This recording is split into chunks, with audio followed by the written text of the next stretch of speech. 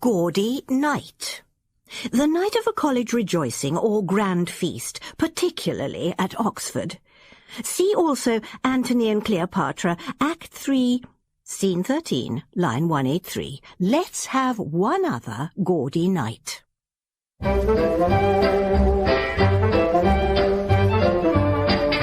We present Ian Carmichael as Lord Peter Wimsey and Joanna David as Harriet Vane in Gaudy Night by Dorothy L. Sayers.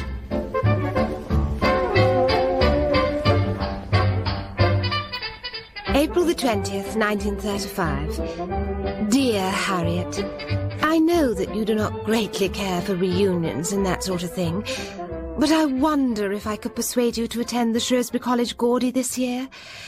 I have to go abroad for a rather urgent operation, and it might be some time before the chance comes my way again.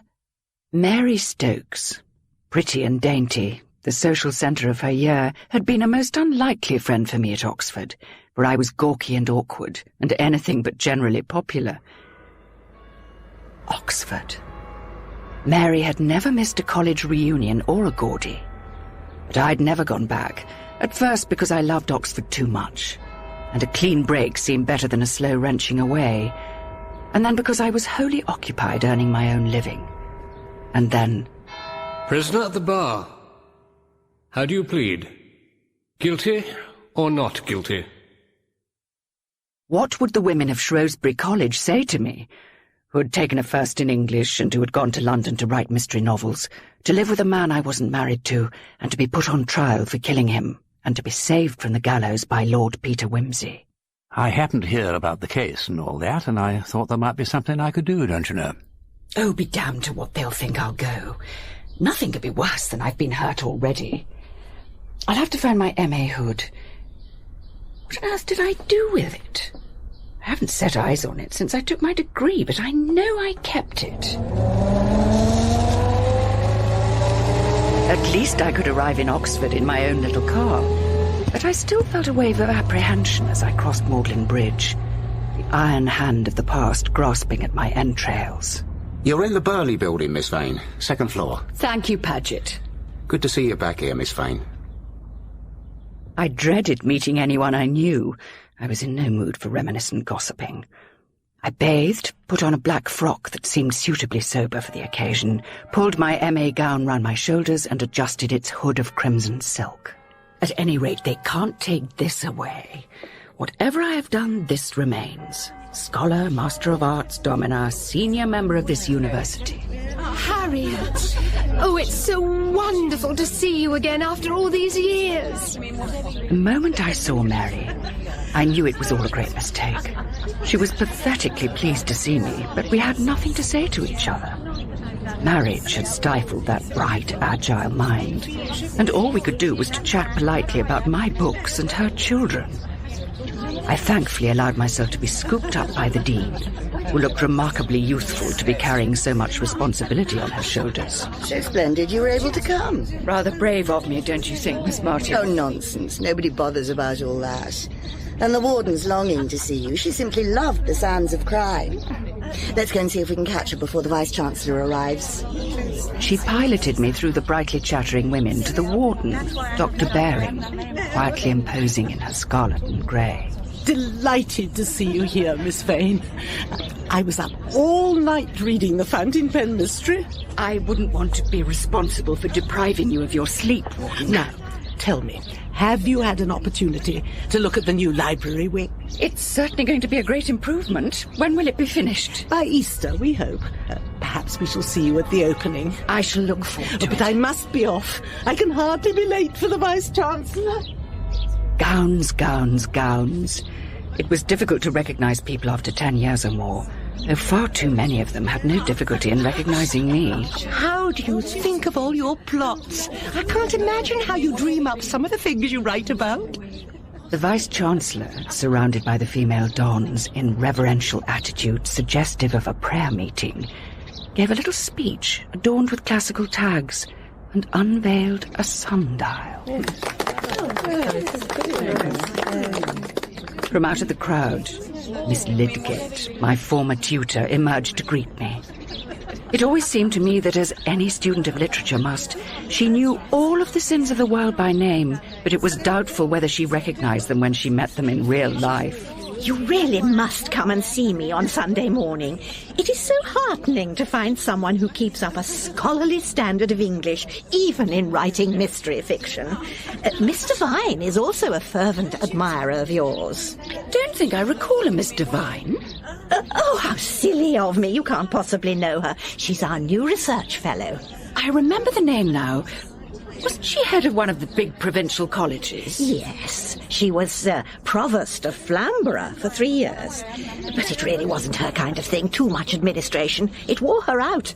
But come and meet her. She's been cornered by that frightful Miss Gubbins.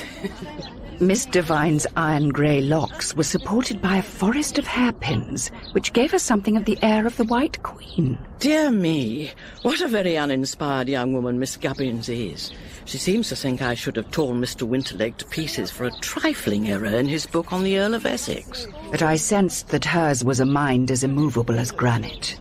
It's a great mistake to see one's own subject out of proportion to its background. The error should be corrected, of course. Mr. Vine, I've brought along somebody I know you're anxious to meet. This is Miss Vane. Oh, how delightful. Oh, do let me say how much I enjoyed your last book. I was discussing it with Professor Higgins, and he suggested a most interesting possibility. So that's where you've got to. The Vice-Chancellor's taken himself off so we can get rid of this filthy old bombazine and show off our party frocks. Give me your gown, Miss Vane. Has it got your name on it? Yes, it has. You too, Mr. Vine? Oh, thank you. I'll chuck them into the senior common room. Yes, I can't. Oh, dear. Is my hair untidy? It is a trifle. Let me help you. Thank you. That's very kind. The afternoon passed off reasonably painlessly.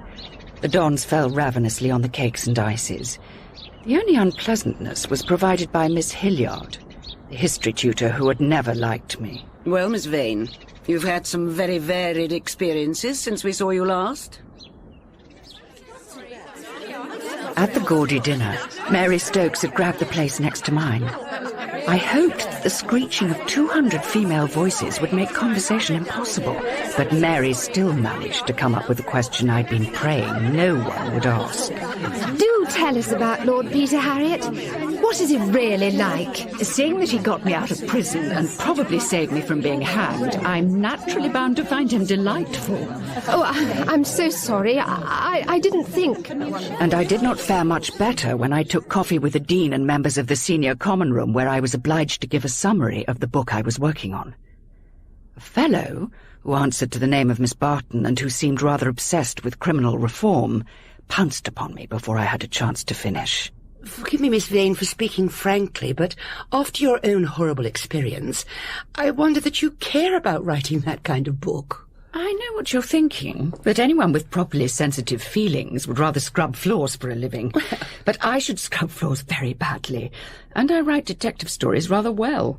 I don't see why proper feelings should prevent me doing my proper job. Oh, but surely you must feel that terrible crimes ought to be taken seriously, and not just made into an intellectual game. I mean, this Peter Wimsey... And suddenly everyone, the Dean included, began to ask me questions about Peter, and I was hard-pressed to keep my temper. Fortunately, from the far end of the room, the bursar raised the subject of the college drains, on which all the fellows seemed to have something to say, and it was soon time to retire. Mr. Vine insisted on walking back with me to Burley Building. Miss Vane, I admired you for speaking as you did tonight. I imagine you come across a number of people who have very decided views about what you ought to feel about your very unpleasant experiences. It is fatal to pay the smallest attention to them. Yes, but everything begins to take on such a different aspect here in Oxford.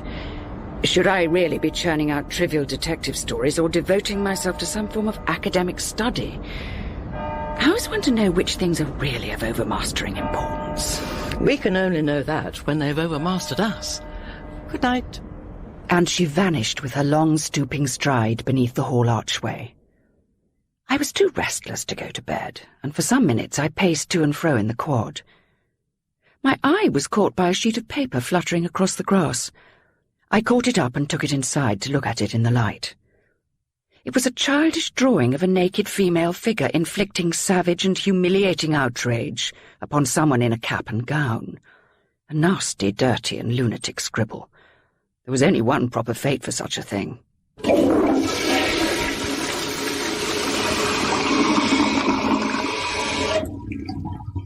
Oh dear, I'm afraid everything's in a fearful muddle.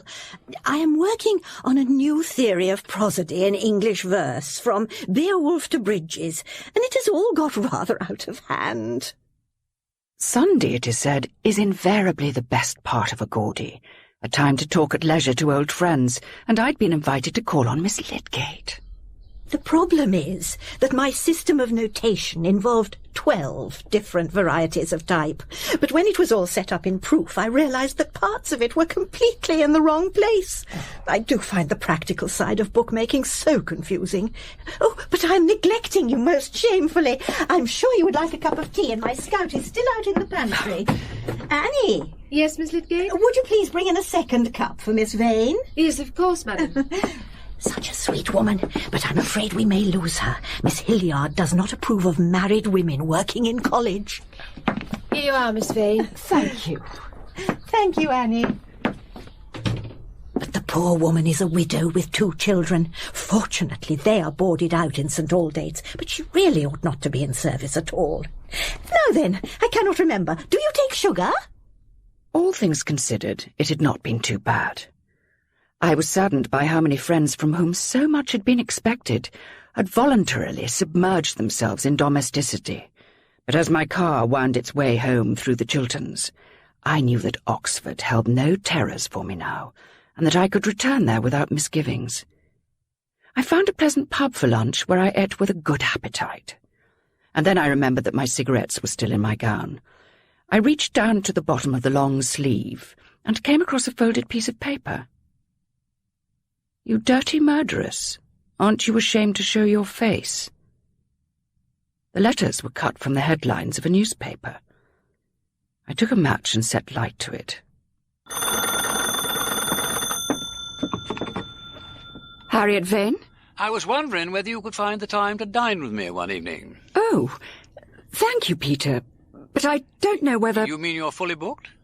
Of course not. I could manage Saturday. Shall we say 8 o'clock at the Egotists' Club?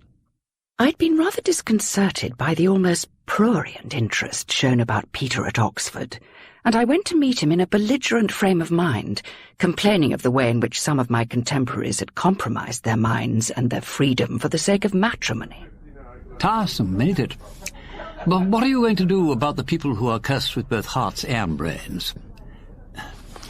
James? Yes, my lord. Could you rescue Miss Vane's napkin? Of course, ma'am. Oh, thank you. I'm sorry I keep on dropping things. This silk's too slippery.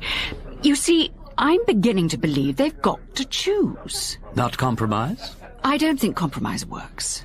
That I should live to hear any person of English blood blaspheme against compromise. What's the matter? Is your napkin gone again? No, it's my bag this time. It's under your left foot. In view of the fact that I've got 2 cracked ribs, I'd rather not try to pick it up myself. Once I get down, I shall probably never get up again. Why on earth didn't you say so before, instead of sitting there like a martyr? How did you manage to do it? I fell off a wall in a most inartistic manner. There was a plug ugly on the other side with a gun. It wasn't so much as the wall as the wheelbarrow at the bottom. How beastly for you. What became of the bloke with the gun? I'm afraid personal complications won't trouble him any longer. Well, I'm very glad it wasn't the other way round. How good of you to say so. That shows how hard it is even for the most powerful brain to be completely heartless. Now, let me see. It's not my day for asking you to marry me, since I agreed to confine myself to Guy Fawkes Night, All Fool's Day, and the anniversary of the King's coronation. So we'll have coffee in the smoking room, if you don't mind. This chair is getting as hard as that wheelbarrow. Your bag, madam. Thank you. 2 old brandies, if you please, James. Very good, my lord. This postcard was found under the table in the dining room, madam. Thank you. I must have stuffed it down the side of my bag before I came out. What is it? Nothing. Anonymous dirt, I take it. But all the Philip Boyes business was ages ago. Do you still get much of that kind of thing? Oh, not so often now. I found one stuffed down the sleeve of my gown in Oxford, and this card was in this morning's post. I only wish I'd looked at it before I got here. May I see it? ask your boyfriend with the title if he likes arsenic in his soup. What did you give him to get you off? God, what muck. So that's what I'm letting you in for. It doesn't matter. You can't do anything about it. I might have had the consideration not to expose you to it all for the past 5 years by hanging round your neck like the old man of the sea. Heaven knows you've tried hard enough to get rid of me. You'd have been perfectly justified in telling me that I was making life impossible for you. Should I? Do you expect me to tell you that you were compromising my reputation when I had none to lose? To point out that you'd saved me from the gallows, thank you very much, but left me in the pillory? I see. The plain fact is that all I'm doing is to make life a little more bitter for you. It was generous of you not to say so. I'll admit defeat and say goodbye. Your brandies, my lord. Oh, thank you, James. Well, don't look so tragic about it, Harriet. Your coffee's getting cold. Peter, I came here tonight with the firm intention of telling you to chuck it. But I'm damned if I'll have you wiped out by plug-uglies wielding guns or by anonymous letter-writers. Harriet, give me your hand and we'll fight on till we drop. No, none of that. You can't cry in this club. If you disgrace me like this, I'll get into a row with the committee. They'll probably close the ladies' rooms altogether. I'm sorry, Peter. And don't put sugar in my coffee. Months drifted by.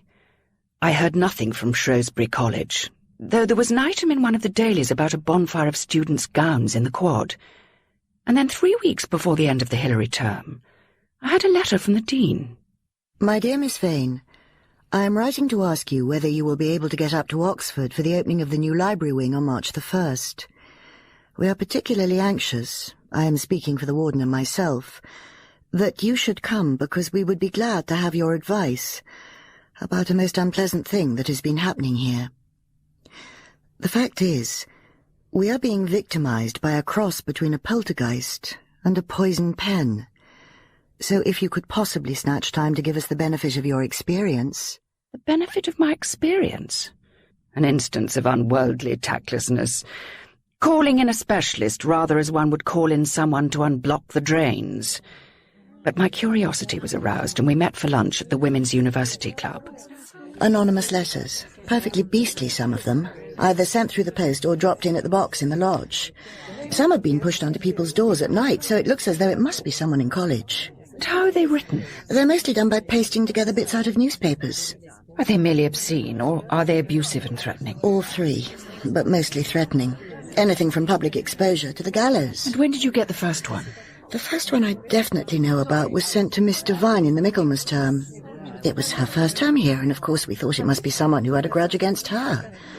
But several people got them shortly afterwards, and we decided it couldn't be that. And this poltergeist you mentioned, what was all that about? Well, you probably read about the bonfire of undergraduate gowns in the quad. We thought it was just a rag at first, but now we're not so sure. But the real outrage is the attack on Miss Lidgett's English prosody. You saw some of it when you came for the Gaudy, a really colossal work. Well, it's been defaced and heavily obliterated. Some portions of it virtually destroyed. She was practically in tears. And the alarming thing is that it looks as if someone in college must be responsible. And we're so terrified about next week with Lord Oakapple coming to open the library. Suppose someone sends him a poison pen letter. You can see why we would be so grateful if you could come. I drove into Oxford on the day before the inauguration of the library. The warden had called a meeting of the members of the senior common room in her office, apparently for my benefit. On the table are all the scraps of evidence we have been able to assemble. The letters, 15 in all, some highly obscene drawings, mostly pushed under doors, and the distressingly mutilated remains of Miss Lidgett's English prosody. Perhaps, Miss Hilliard, you would be so good as to explain the circumstances of its disappearance? Miss Lidgett had asked me to go through the manuscript to verify certain historical allusions. On the Saturday morning, I took the pages up to the old library, worked there for some time, I was alone in there, and then went off to lunch, leaving them on the table. When I returned, they'd disappeared.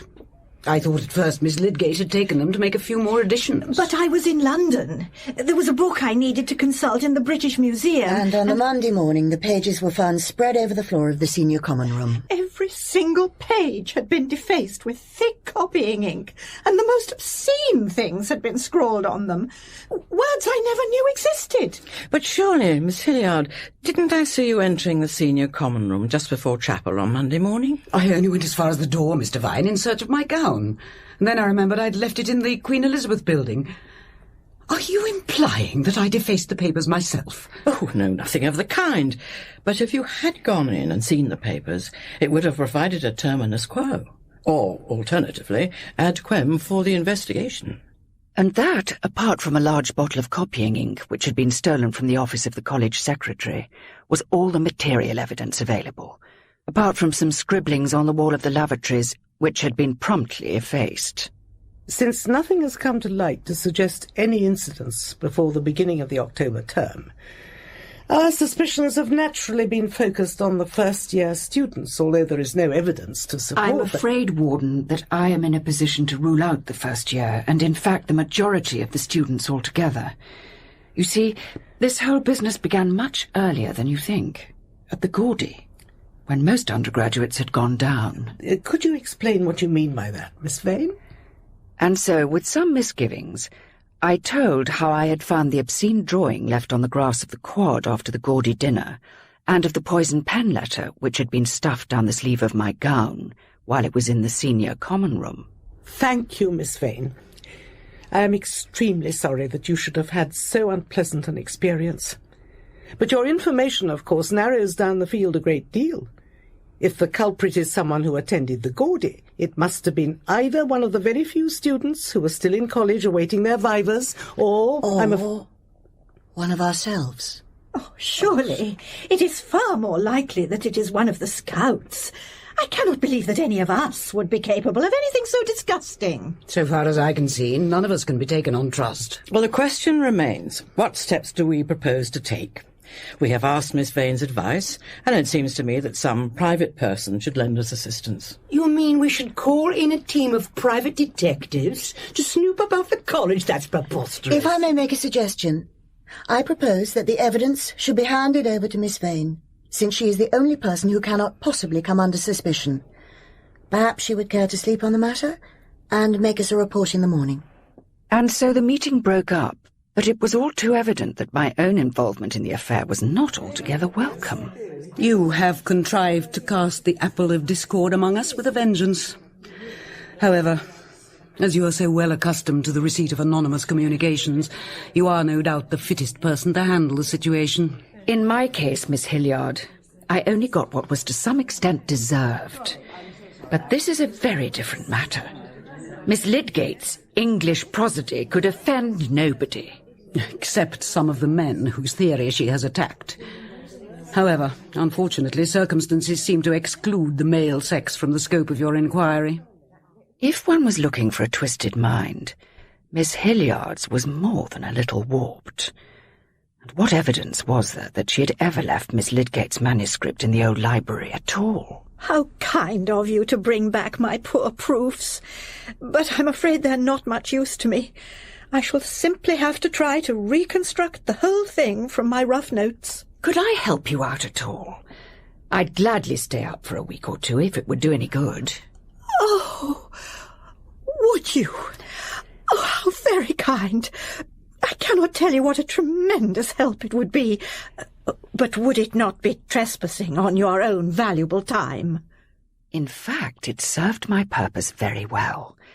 If I were to pursue my investigation at Shrewsbury, Miss Lydgate's proofs would provide a very convenient excuse for staying on. The Dean had suggested that I slept on the problem, but sleep simply would not come that night. At 3 o'clock, I gave up altogether, got out of bed and sat at the window. I might as well keep an eye open for the figure of poison pen creeping across the quad. There was no moon, and nothing to be seen. Not even a late essay writer burning the midnight oil. But there was a light, A narrow band of light splitting from top to bottom one of the long windows of the new library. Should I investigate on my own? Or wake up someone else? I made my way across to the main block, fumbling for the light switch. Along the corridor, a door labelled Miss Barton stood open, but the bedroom was empty. The light still shone in the library window, but while I was looking at it, it went out. In Gaudy Night, by Dorothy L. Sayers, Lord Peter Wimsey was played by Ian Carmichael and Harriet Vane by Joanna David. The Warden, Jill Balkan. The Dean, Francis Jeter. Miss Lydgate, Elizabeth Proud. Miss Devine, Sarah Lawson. Miss Hilliard, Elizabeth Bell. Miss Barton, Carolyn Jones. Annie Wilson, Angela Sims. Miss Newland, Nicola Holmes. Viscount St. George, Tom George. Paget, Don McCorkindale. Other parts were played by members of the cast. Gaudy Night was dramatised by Michael Bakewell and directed for BBC Audiobooks by Enyd Williams.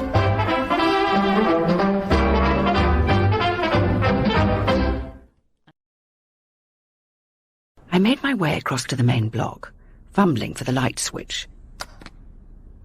Along the corridor, a door labelled Miss Barton stood open, but the bedroom was empty. The light still shone in the library window, but while I was looking at it, it went out.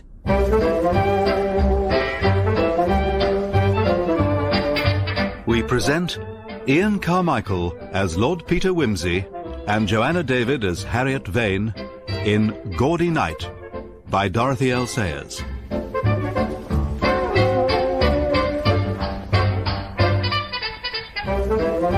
I ran to the foot of the stair and across the quad. Oh, Miss Barton, I was looking for you. I saw a light in the new library. So did I. I've just been over to investigate. The door's locked. If you'll wait here and keep an eye open, I'll try to get in by one of the ground floor windows. I waited there in the darkness, and after what seemed like an eternity, Miss Barton reappeared. There's nobody in there. The key's gone, and there's a most frightful mess. Come and look. You'll have to climb in through the window. I had to break it open. Oh, my God! That's torn it. Whoever it is has made a very thorough job of it. All the books had been dragged from the shelves and thrown on the floor. The pictures had been torn down, and the blank walls had been decorated with a frieze of grossly obscene drawings and inscriptions in foul language a foot high. A fine sight to greet the eyes of Lord Oakapple. He's officially opening the library in 8 hours' time. What the devil are we going to do? Miss Barton went off to find the Dean. I noticed that her dressing gown was covered in paint, but she may have got it climbing in over the newly decorated radiator. Whoever had done this thing must have paint all over them, but I could hardly search the whole college. It would cause a terrific scandal. Mercy. What fools we were not to expect it. Of course it was the obvious thing to do, and if you hadn't spotted it, we wouldn't have found out until the Chancellor was on the doorstep. What would you advise? My first reaction is turpentine, and the second is Paget. My dear, you're perfectly right. Run over and get him. And then could you wake Miss Burrows? Fortunately, I have a spare key, the one made for Lord Oakaple's ceremonial opening. The Dean is sorry to say, Paget, that somebody has been playing very disagreeable tricks in the new library. Have they indeed, miss? The whole place has been turned upside down, and some very vulgar words and pictures scrawled on the walls. Very unfortunate, miss, that is. It will all have to be cleaned off before the Chancellor arrives. Do you think you can manage it, Paget? You leave it to me, miss. Miss Burrows seemed more annoyed that all the books would have to be put back on the shelves than outraged by the vandalising of the library. There was a strong smell of turps in her room, which she accounted for by having to wash paint off her hands when she'd been clearing up in the afternoon. Surely she could not have been responsible for the attack herself. But nothing and no one could be ruled out. Even Miss Lydgate might deliberately have destroyed her own papers to divert suspicion. Paget has worked wonders. You'd hardly notice that anything untoward had ever happened. Fortunately, the Chancellor is very short-sighted. Will you be joining us all for lunch? No, I think I'd better remain on the library balcony to keep an eye open for any further mischief. A very wise precaution. I will arrange for Annie to bring you up a plateful of sandwiches. your little girls getting on, Annie? Oh, they're doing splendidly, madam. Oxford suits them, after living in a manufacturing town where we were before. And do you enjoy working here? It's all right. But some of those ladies are a bit queer. I always think of what it says in the Bible about much learning hath made thee mad. What do you mean by that, Annie? Well, you may have heard about rude words being written on the walls and nasty anonymous letters going round. Well, you'll find, madam, they've all happened since a certain person came into college. What person? One of those learned ladies, madam. You write detective stories, don't you, madam? Well, you'll find something in that lady's past. You may be sure of it. There couldn't be much doubt whom she was talking about. Miss Devine. Rather eccentric, perhaps, but she did not look mad in the way that Poison Pen was mad. However, I could not rule her out. That evening the warden asked me to call on her. We are all very grateful to you, Miss Vane, for rescuing us from what could have been a highly embarrassing situation. But how are we to make doubly sure that something of this kind does not happen again? I must make it clear that there can be no question of calling in the police. That would only result in ill-informed gossip. And even after all these years, there are those in this university who do not look kindly on the women's colleges. Then I'm afraid the only solution is to call in a private detective agency. I cannot think that would be very desirable. The college is a closed world, and intruders would not be received very sympathetically. If that is the case, I suggest that I should stay on in college for a week or two, ostensibly to help Miss Lydgate with her book. I could then carry out a few investigations and keep a watchful eye on things. That is a very generous offer. We shall all be considerably in your debt. And so by day I did my best to bring some sort of order to Miss Lydgate's chaotic papers, and by night I snooped about the corridors or prowled round the college grounds. After a week or so, the place had become so quiet that I gave myself an evening off and went to a private dance given by an old friend living in North Oxford. Sometime after midnight, I let myself in by the side gate and started across the old quad. There was a glimmer of pale moonlight, by which I could make out the figure of a man halfway up the eastern wall of the college. Hell! We've been spotted. Look, get over, and I'll... Oh, blast, I've turned my ankle. It's a fair cop, Ma'am. And what were you doing on our wall, sir? Just having a bit of fun, you know. I took a bet I could hang my cap on the tip-top of the Shrewsbury beaches. What was that? I really couldn't say. Is she part of your bit of fun, too? Look, I'm most frightfully sorry about this. I'm afraid she isn't very well, and we were trying to get her back to her room. Oh, the girl's drunk. Well, I'm afraid that's about it. There was a party in my friend's rooms, and when we realized she was a bit under the weather, we thought we'd better give her a hand. I wouldn't want her to get into trouble or anything. As a matter of fact, you've been extraordinarily lucky. I'm not one of the dons. I'm simply staying in college. Thank God for that. Do you happen to know where this little fool's room is? Well, as a matter of fact, I do. It's through that archway there, about halfway up the staircase. Right, I'm going to get her out of harm's way, and then I'll unlock the gate for you. How very sporting of you. Can I help? No, I think you better wait for me inside the chapel. I'll be as quick as I can.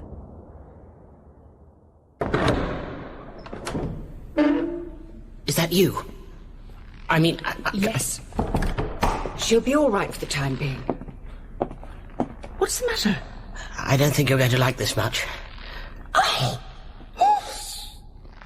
It's not as bad as it looks. Just an old bolster rigged out in a cap and gown and an old black dress. Strung up with a knife stuck into it. Morbid sort of imagination these girls have got, haven't they? There's a note attached to the knife. Tristius haud illis monstrum nec saevia ullo pestis et ira. I'm afraid I'm a bit rusty on the classics. No viler monstrosity than they. No pest more atrocious did ever the wrath of God conjure up out of hell's swamp. Bird-bodied, girl-faced things they are. Abominable their droppings, their hands are talons. Their faces haggard with hunger. Insatiable. Well, that certainly means the scouts are out of it. I don't imagine they can have a close acquaintance with the third book of the Enyd. Have you been able to ascertain where everyone was at the time? I've checked the members of SCR. They all have alibis, none of them very watertight. and no one can identify the black dress. It's certainly never been seen in college. I happened to look out of my window shortly after 12. Who was the young man you were bear leading? As Sherlock Holmes said on another occasion, I think we should ask for an amnesty in that direction. But I suggest a row of revolving spikes along the wall of the Fellows' garden. Point taken. I'll have a quiet word with the bursar. I felt the need of a soothing influence, and in the afternoon I went to the service in Christchurch. Afterwards, as I was setting back across Tom Quad... Good Lord! If it isn't my guardian angel from last night. Found any more corpses in chapel? I haven't dared to look. But aren't you... I couldn't really see your face last night. Are you related to Peter Wimsey? He's my uncle. Gerald St. George, at your service. Am I rather like him, then? Yes, very like in some ways. He'd come in uncommonly handy at the moment. You don't happen to know where he is? He's in Rome, I believe. Oh, Lord. That means a letter. And the family charm doesn't go ever so well in black and white. Do I gather you anticipate an appeal to Uncle Peter's finer feelings? That's about it. Of course, if the worst comes to the worst, I could always threaten to cut my throat, and then there'd be only the governor between Uncle Peter becoming the next Duke of Denver, and he wouldn't care for that a bit. No more bachelor nights in the Piccadilly flat, no more pretty Viennese singers. By the way, may I know whom I have the honour to thank for getting me out of last night's little escapade? My name is Harriet Vane. My God, what have I done? If Uncle Peter ever hears about this, I shall have to cut my throat. It's my fault. I should have warned you. Look here, for God's sake, forget all that rot about Viennese singers. I mean, it was 6 years ago at least. Look, let me make amends. Have lunch with me in my rooms on Friday. I'll lay on a bottle of Niersteiner 23. Say you'll come. I was starting to grow weary of my nightly patrols, and there had not been as much as an obscene drawing on a lavatory wall for 4 nights. But on the 5th, when I was sitting at my window making notes for a possible thesis on Sheridan Le Fanu, my light suddenly went out. I went out into the corridor to find the whole building in darkness. It's the poltergeist! It must be! Someone's pulled the fuse out from under the stair! There she goes, running across the quad! After her!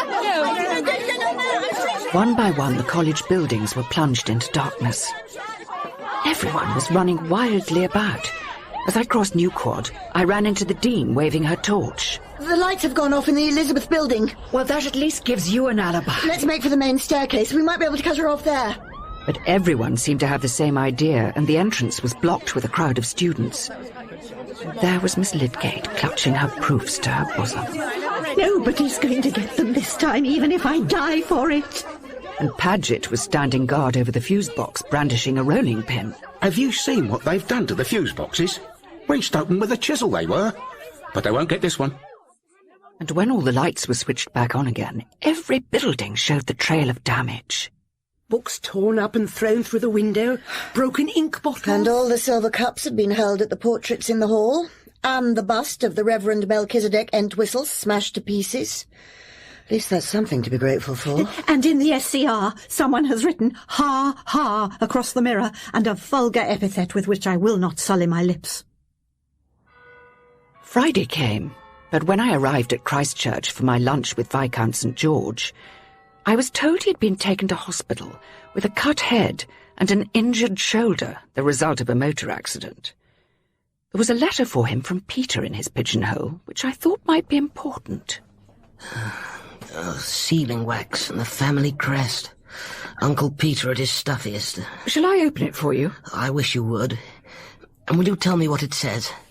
What with a bandage over one eye and the other pretty bloodshot, I'm in no shape for reading letters. Any enclosure? No, nothing. How does it begin? My dear St. George. Oh, Lord, then he's really furious. Hadn't we better leave it till tomorrow? No, I'd better know the worst. If I rightly understand your rather incoherent letter, you have contracted a debt of honour for a sum which you do not possess, and have settled it with a cheque which you have no money to meet. I'm getting a frightful headache. Just give me the gist of it. He won't lend you any money. What am I going to do? But he will cover your cheques. Oh, cheque or cheques? Cheques. And he will come to see you when he returns to England. Oh, I don't like the sound of that. Look, do you think you could write and tell him about my accident? It might soften him up a bit. Yes, I can certainly do that. And now you'd better try and get some sleep. No, stay a bit longer. that very nasty object we met with in your chapel the other night, was it something to do with the ghost thing that's been playing merry hell about the place? No one's supposed to know about that. Well, the word has got about, you know. And I have a kind of idea I may have met your ghost. Met her? Yes, just after the beginning of term. You see, well, the other night wasn't the first time I've climbed into Shrewsbury. I rather gathered that. Only for a bet, of course. And I was pushing through that bit of garden when somebody hopped out from behind a bush and grabbed me. What was this person like? It was in black, and had a bit of black stuff twisted round its head, and its eyes looked beastly. And it said, in a voice like glue, "We murder beautiful boys like you and eat their hearts out." Are you making this up? No, honestly I'm not. And then she said the other one had fair hair too, and she had a kind of hungry look about her, if you know what I mean. So I said, "Excuse me, but I'd better be going now," and I pulled free. She was uncommonly strong, and legged it over the wall. How tall was she? Well, about your height, or a bit less. I don't know whether I should recognize her again. She didn't give me the impression of being a bright young thing. That's about all I can tell you, but I'd watch my step if I were you when you go walking through that garden at night. As I made my way out, a young woman with an intoxicated-looking hat and bright purple fingernails, carrying an armful of rather exhausted-looking roses, brushed past me to be greeted without much enthusiasm by Viscount St. George. I reflected that it might be rather an onerous position to be his aunt.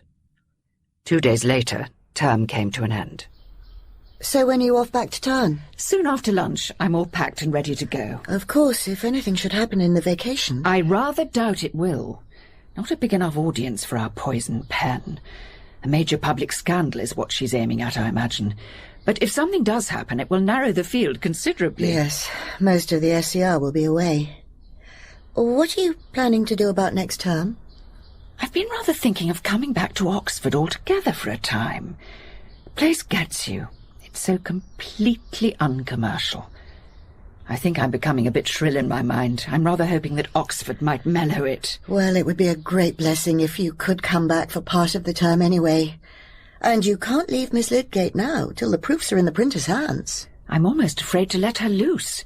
She is dissatisfied with her chapter on Gerard Manley Hopkins. Oh, no. So I shall have to come back to cope with that, whatever else happens. Excuse me, miss, I'm sorry to interrupt you while you're loading up the car, but the Dean thought you ought to see this newspaper. Some letters seem to have been cut out of it. Thank you, Paget. Where was it found? In Miss Devine's fireplace, miss. Is Miss Devine still in college? She left by the 10:10, miss. I'd better keep it, I think. Does Miss Devine usually take the Daily Trumpet? Oh, I shouldn't think so, miss. It would be more likely the Times or the Telegraph. I agree.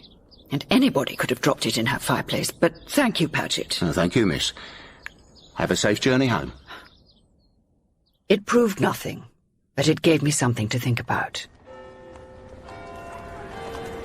Town seemed empty and uninteresting. I saw my agent and my publisher and signed a contract for serial rights, but my new mystery novel was getting decidedly bogged down. I had 5 suspects, neatly confined in an old watermill, with no means of ingress or egress, except by a narrow plank bridge, and all provided with motives and plausible alibis for a pleasantly original kind of murder. But I could no longer ignore the fact that human beings were not like that. What you really got was 200 or so people running round a college like frightened rabbits, and in the midst of it all, not a plain, understandable murder, but an unmeaning and inexplicable lunacy. I was persuaded against my better judgment to attend a literary party in a hot and crowded room where all the assembled authors were interested only in discussing their publishers, their agents, their own sales, other people's sales, and the fickleness of the Book of the Month selectors. Soon I began to feel an acute homesickness for Oxford. I longed to give up the whole wretched crime-writing business and hide myself in the academic life. Carry on my thesis on Le Fanu, perhaps? After a couple of weeks, I rang up the bursar. My room was unoccupied, and there was no reason why I should not go back straight away. Oxford out of term time was wrapped in a withdrawn and sensitive beauty. No clamour of young voices echoed along her ancient stones. The tumult of flying bicycles was stilled. In Radcliffe Square, the camera slept like a cat in the sunshine, disturbed only by the occasional visits of slow-footed dons. The mellow bells soaring in tower and steeple told of time's flight through an eternity of peace. Morning in Bodley, drowsing among the brown and tarnished gilding of the volumes of Duke Humphrey's library. Long afternoons, taking an outrigger up the chair, or if the day were warmer, flicking swiftly in a canoe under Magdalen walls. Then back, with mind relaxed and body stretched and vigorous, to make toast by the fire. And then at night, the lit lamp and the drawn curtain, with the flutter of the turned page and the soft scrape of pen on paper. Now and again, I took out my dossier of the poison pen, but the whole damned problem seemed distant and unimportant. Walking one afternoon across Christchurch Meadow, I encountered 2 small flaxen-haired girls in the charge of a woman who seemed vaguely familiar. It was Annie, strangely unrecognizable without her cap and apron. This one's Beatrice, and this is Carola. Say how do you do to Miss Vane.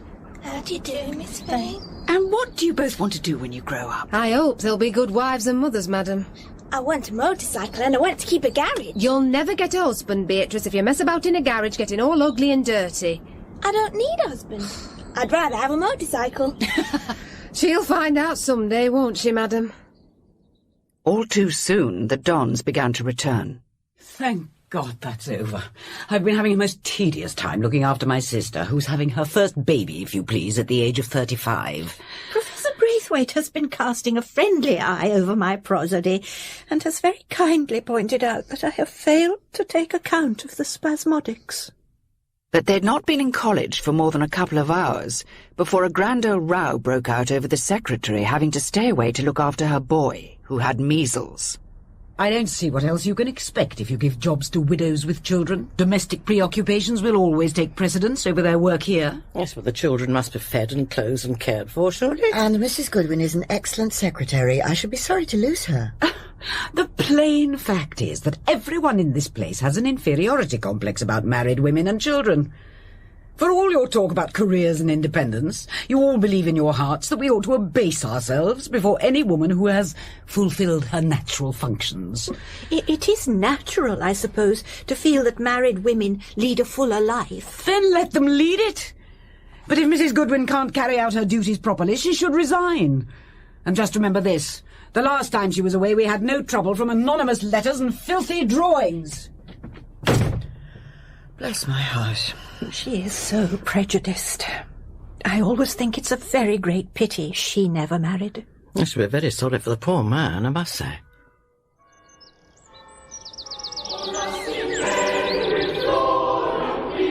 May morning on Magdalen Tower, greeted by the choristers with surprising fervour given the early hour. The sun had risen, red and angry. I leaned over the parapet, looking down at the heartbreaking beauty of the curve of the High Street. Suddenly became aware of a young woman who was placing one knee on the stonework and pulling herself up to the parapet. What do you think you're doing? I only wanted to look over. Oh, that's pretty silly of you. You might get giddy and fall. I'm so sorry. I didn't think... Well, you should think. Is anyone with you? No. No one. I'm going down now, and I think you should come down too. Very well. You go first. Yes. All right. I'm going. A pity you didn't get her name. I trust it wasn't one of our girls. I didn't recognise her, and she didn't seem to recognise me. Then it probably wasn't. But it was most inconsiderate. Just think of the trouble it would have caused Magdalen. We now had a new system of nightly patrols, and the poltergeist's activities were confined to drawings of humiliations inflicted upon mortarboarded figures. More curious was the mutilation of a novel by C.P. Snow, The Search. Pages 321 to 340 have been ripped out. What is the point of it? But the senior common room were more interested in the school sweepstake, in which we all drew a horse, a student who would be taking her final examination that term. You've drawn Miss Newland. She's one of the favourites. Yeah, it's been looking a bit seedy this term, trying too hard, I expect. I wouldn't be surprised if she were heading for a breakdown. Oh, that's nonsense. Her work's brilliant. She looks a little pale, perhaps, but I expect it's the heat. Why don't you come and take a look at her for yourself, Miss Vane? She's working in the old library. Excellent. If we think she's looking under the weather, we can chase her out for the good of her soul. Gracious, are you still here, Miss Newland? Haven't you had any dinner? Oh, I'll take something later, Miss Martin. I want to get this paper finished. Have you got a headache? You look as if you had. I don't seem to be able to think. I forget things and go blank. Of course you do. Stop it at once and get yourself some food. Please, Miss Martin. I'd rather get on with this. I wish you wouldn't bother. Very well, I don't want to fuss. But please be sensible. I will. I promise the moment I finish, I'll grab a bite to eat and go to bed. So what do you think of your horse's chances? Not much, I'm afraid. That was the girl on Magdalen Tower. Oh, Lord. Did she see you? No. The moment I caught a glimpse of her, I ducked behind the shelves. Thank goodness. That would really have put the wind up her. The following evening, I went to see a friend in Somerville, and it was nearly midnight by the time I got back to Shrewsbury. There were lights in the warden's lodging, and someone was standing by the gate, looking out. Is that you, Miss Vane? Oh, the warden wants to see you. What's happened? Miss Newland hasn't come in. It's only just 12. She's not the kind to go out without leave. And they found things in her room. What things? Letters. All more or less on the same theme. Do you feel your brains going? What will you do when you fail schools? In your place, I'd shut myself out of the window or drown myself in the river. It's an attempt at murder, but has it come off? One of the boathouse keys is missing. When was she last seen? After that little episode in the library, I thought something ought to be done about her. So I took her out on the river this afternoon. Well, she seemed all right then. We came back and I persuaded her to dine in hall, and then she said she was going to work in the library, but she must have slipped out somehow or other. But hasn't anybody done anything? Well, the Bursar and Miss Hilliard have gone upstream in the Waterfly, and Miss Barton and Miss Edwards have taken the other sculler down to the Isis. The police have been alerted. Did Miss Newland say anything to you, Miss Martin, while you were out on the river that could suggest where she might go if she was planning to kill herself? Yes. There was something. We were well up through the parks, and I struck a bad bit of water and nearly lost the pole. I remember saying it would be a very nasty place to go in because of the weeds. She asked if that was where a man had been drowned last year. When was she last seen? At 9:30. It would take her a good half hour to get to the boathouse, and then at least 40 minutes to punt to the... She's not a good punter. She'd probably take a canoe, but we can't be certain that's where she... It's worth taking the chance. People get an idea and stick to it. I'll get the car, we can go quicker by road, and we can commandeer a boat when we get there. In Gaudy Night, by Dorothy L. Sayers, Lord Peter Wimsey was played by Ian Carmichael, and Harriet Vane by Joanna David. The Warden, Jill Balkan. The Dean, Francis Jeter. Miss Lydgate, Elizabeth Proud. Miss Devine, Sarah Lawson. Miss Hilliard, Elizabeth Bell. Miss Barton, Carolyn Jones. Annie Wilson, Angela Sims. Miss Newland, Nicola Holmes. Viscount St. George, Tom George. Paget, Don McCorkindale. Other parts were played by members of the cast. Gaudy Night was dramatised by Michael Bakewell and directed for BBC Audiobooks by Enyd Williams.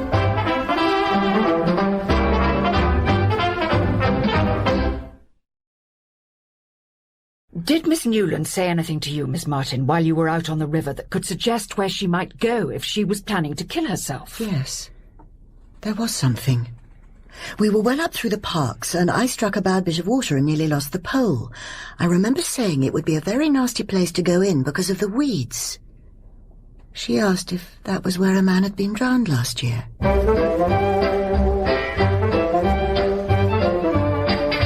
We present Ian Carmichael as Lord Peter Wimsey and Joanna David as Harriet Vane in Gaudy Night by Dorothy L. Sayers.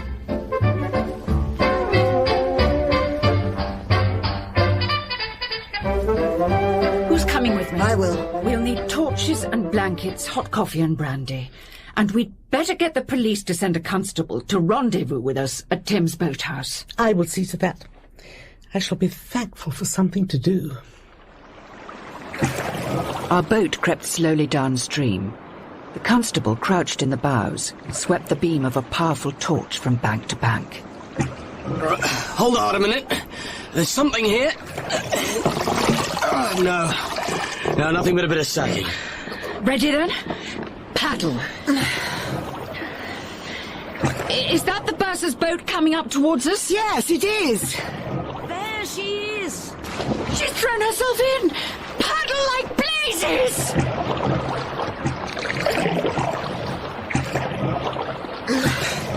Take care, ladies. Don't run her down. Easy back a bit.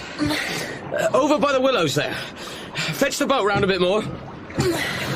A white patch glimmered up to the surface and sank again. The constable leaned out, groping with both hands among the river weeds. Have you got her? Yeah, just about.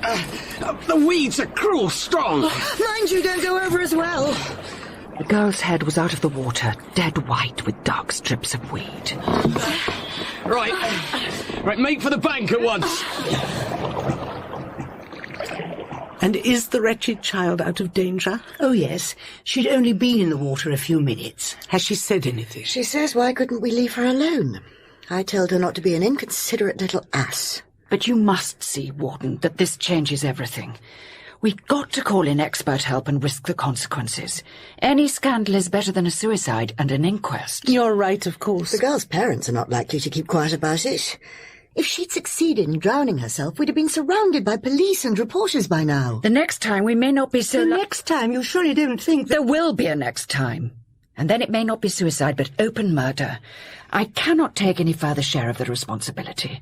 I have tried, and I have failed every time. And do you have a particular detective agency in mind? Yes, I do.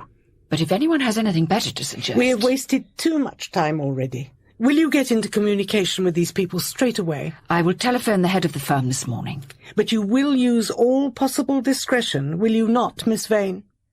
The agency I had in mind was ostensibly a typing bureau, financed by Peter Wimsey, who employed it for some of his more discreet investigations. It was run by a woman who had played a vital part in the case of the murder of which I had stood accused, Kathleen Climpson. I'm afraid that Miss Climpson is absent from town, engaged on a case. Would you care to speak to anyone else? But Miss Climpson was the only member of the firm personally known to me, and I did not like to pour all the horrible details of the affair into the ears of a total stranger. Ah, Miss Vane. I was looking for you. Is something the matter, Mr. Vane?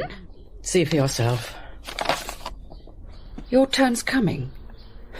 Nice to be warned, I suppose. It fell out of one of my books just now. When did you use the book last? Well, that's the curious thing. Miss Hilliard borrowed it last night, and it was returned to me this morning by one of her students. Did you give the book directly into Miss Hilliard's hands? No, I put it into a pigeonhole before Hall. So anybody might have got hold of it? I suppose they could, yes. Could Miss Devine have planted the letter herself? I simply had no idea where to turn for help. I'd said that I would go to the head of the firm, but the real head, the brains behind it, was Peter himself. Should I at least ask for his advice? I'd quite deliberately turned my mind away from him during the past months, sinking myself deeper and deeper into Oxford. He had, of course, sent me some weeks ago his inevitable All Fool's Day letter. Dear Harriet, I send in my demand notes with the brutal regularity of the income tax commissioners. And probably you say, when you see the envelopes, oh, God, I know what this is. He was quite right, of course. Will you marry me? It's beginning to look like one of those lines in a farce, merely boring till it's said often enough, and after that it gets a bigger laugh each time it comes. I should like to write you the kind of words that burn the paper they are written on. But words like that have a way of being not only unforgettable, but unforgivable. You will burn this in any case, and I would rather there should be nothing in it you cannot forget if you want to. Well, that's over. Don't worry about it. I had never known him to sound so bleakly unhappy. My nephew, whom you have so kindly befriended, is sharing my Italian exile by dark hints that you are involved in some disagreeable and dangerous job of work in Oxford, about which he is in honour bound to say nothing. He was hurt, of course, that I'd confided in his nephew, whom I scarce knew, and told him nothing. I hope he's mistaken. But I know that if you have put anything in hand, disagreeableness and danger will not turn you back. And God forbid that they should. Not one man in 10,000 would have said that. It was an admission of equality I would never have expected of him. For a moment it occurred to me that if he conceived of marriage along those lines, then the whole question would have to be reviewed in that new light.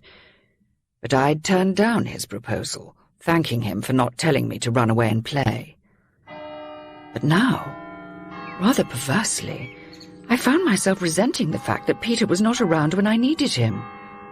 I put through a telephone call to his hotel in Rome. It took the best part of half a day to get a reply.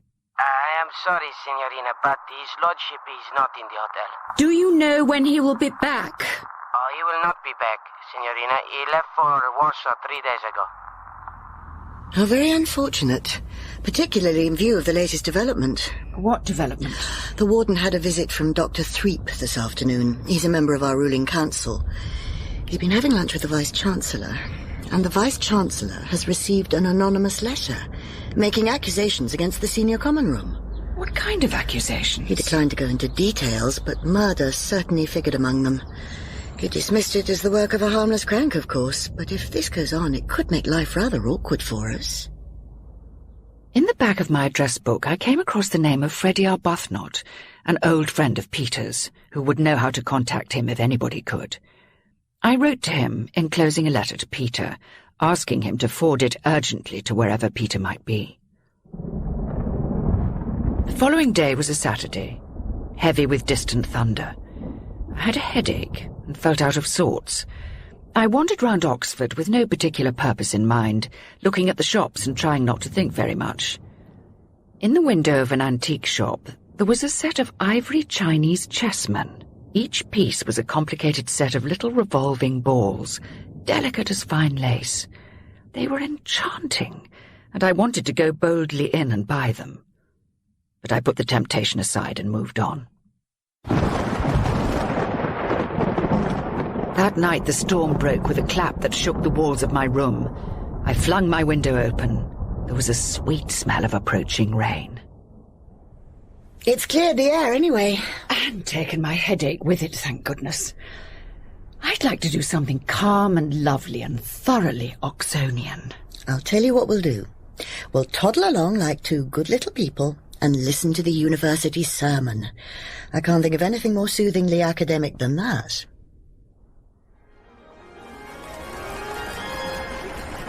After the service, we walked out into the bright morning. Standing at the corner of Cat Street was a group of dons chattering animatedly, 2 fellows of All Souls and a distinguished figure I recognized as the Master of Balliol. Beside him was a figure in an M.A. gown, who, as the Dean and I passed by, turned and lifted his mortarboard. Lovely morning, ain't it? I found myself presenting Peter to the Dean in a sort of daze. How had he got here? And why hadn't he let me know? If you happen to be free and in your college during the next half hour or so, may I come round and look you up? That would be delightful. Then I'll be round in 20 minutes. Well, so that's the man. Yes, that's him. My dear, he's perfectly charming. You never said he was coming to Oxford. I didn't know. I thought he was in Warsaw. I wrote to him giving an outline of what was going on at Shrewsbury. I don't know what the warden will think. I didn't expect him just to turn up like this. I shouldn't say too much about it. Simply bring him along to High Table when he's free and let him turn the whole lot of us inside out. A man with manners like that could twist the whole SCR round his little finger. What a mercy he's an historian. That will put him on the right side of Miss Hilliard. I never thought of him as an historian. Well, he took her first. I'm told he was looked upon as one of the ablest scholars of his year, didn't you know? No. I don't think I ever consciously connected him with Oxford. He's full of surprises. Yes, I did get your letter. I didn't know whether you wished me to appear personally, but I was coming to Oxford anyway. I wanted to drop round and see you yesterday evening, but I got tied up with people. What have you been doing with yourself? Talking for all these interminable weeks. I'm a professional funny man at the Foreign Office. What? If some foreign dignitary feels offended or not sufficiently regarded, I take him out to lunch and tell him funny stories to put him in a good humour again. God, what a game. You look as if you haven't slept for weeks. I'm not so sure that I have, now you come to mention it. We all thought at one point that the balloon was going up. I got as far as saying to Bunter one night, "It's coming. Back to the army again, Sergeant." But in the end, you know, it made a noise like a hoop and rolled away. For the time being.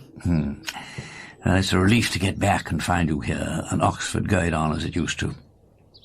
If only one could root oneself in here among the grass and stones and do something worthwhile. But, Peter, you're saying exactly what I've been feeling all this time. Can it be done? No, it can't be done. Though there are moments when one comes back and thinks it might. I haven't yet properly thanked you for being so kind to St. George. Have you seen him yet? No. I threatened to descend on him tomorrow and show him a damn disinheriting countenance. He's gone off today with a party of friends. I know what that means. He's getting thoroughly spoilt. Well, you can't wonder he's terribly good-looking. He's a precocious little monkey. Though I can't blame him for that. It runs in the blood. But it's characteristic of his impudence that he should have gate-crashed your acquaintance after you have always firmly refused to meet any of my people. I found him for myself, you see. Well, since you've met one member of the family, why don't you come down to Denver and see the place before the new civilization grows on it like the jungle? They'll tell you I don't care a damn for the whole outfits, and I don't know that I do.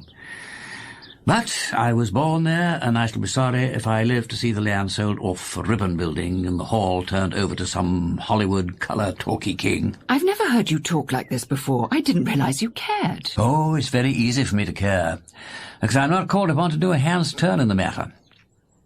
I don't envy St. George when he inherits it all. Only I do have a certain hankering after certain musty old values. I understand. And I'd like to see your home. Would you? Then we'll go one of these days. But... No, don't worry. I won't inflict the family on you, so I think you'd rather like my mother. We'll choose a time when they're all away, except a dozen or so harmless dukes in the family vault. Oh, great Scott, look at the time. Oh, dear, look, you let me wander on and we haven't said a word about your Shrewsbury problem. I've been only too thankful to forget it for a bit. As I dare say you have. Listen, Harriet, couldn't we make today a holiday? I've got this lunch with the master at Balliol, but why don't we meet at 3 o'clock and take a punt from Magdalen Bridge? If this were 20 years ago, I should say you were going on the river. I am, hand in hand with a statelier past. I'm afraid you're making yourself conspicuous. No sunbathing costume, no coloured beach sandals. You are clothed, clean and cool on a Sunday afternoon too. I hope at least the parcel under your arm contains records of crooners. It was, in fact, my poison pen poltergeist diary, which I wanted Peter to take away and study. He was waiting for me, immaculately dressed in the manner of an Oxford engraving, and handed me ceremoniously into the punt. Is it your pleasure to go up or down? I felt the need of shade and solitude and chose to go downstream, but an ugly shock awaited us. Good God! What's the matter? I struck something terrible. Can't you smell it? It is scandalous the way corpses follow me about. My dear idiot, it's only the corporation garbage dump. A garbage dump? Oh, it is simply criminal. Let's get away from here. There's no romance left on this river. The Isis was thick with overcrowded punts and whining gramophones. We put in under the shade of an overhanging willow, but even there we were not left in peace. Why, look there! If it isn't Lord Peter Wimsey! A contingent of American ladies, whose leader claimed to know Peter, came paddling across to look at us. Peter behaved with his customary urbanity, while I heartily wished them all at the bottom of the river. After what seemed like an eternity, they paddled off again. Well, girls, didn't I tell you he was the perfect English aristocrat? I think I'd better give up being the perfect English aristocrat and become the great detective again. Perhaps I should have a glance through your dossier after all. I'm curious to see what kind of a sleuth you make when left to yourself. He curled up among the cushions while I studied his half-averted face. The glitter of close-cropped hair where the neck muscles lifted to meet the head.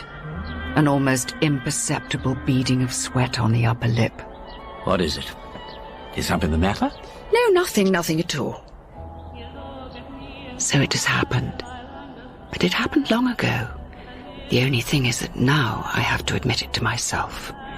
I've known it for some time. But does he know it? Well, Harriet, it's not a pretty problem.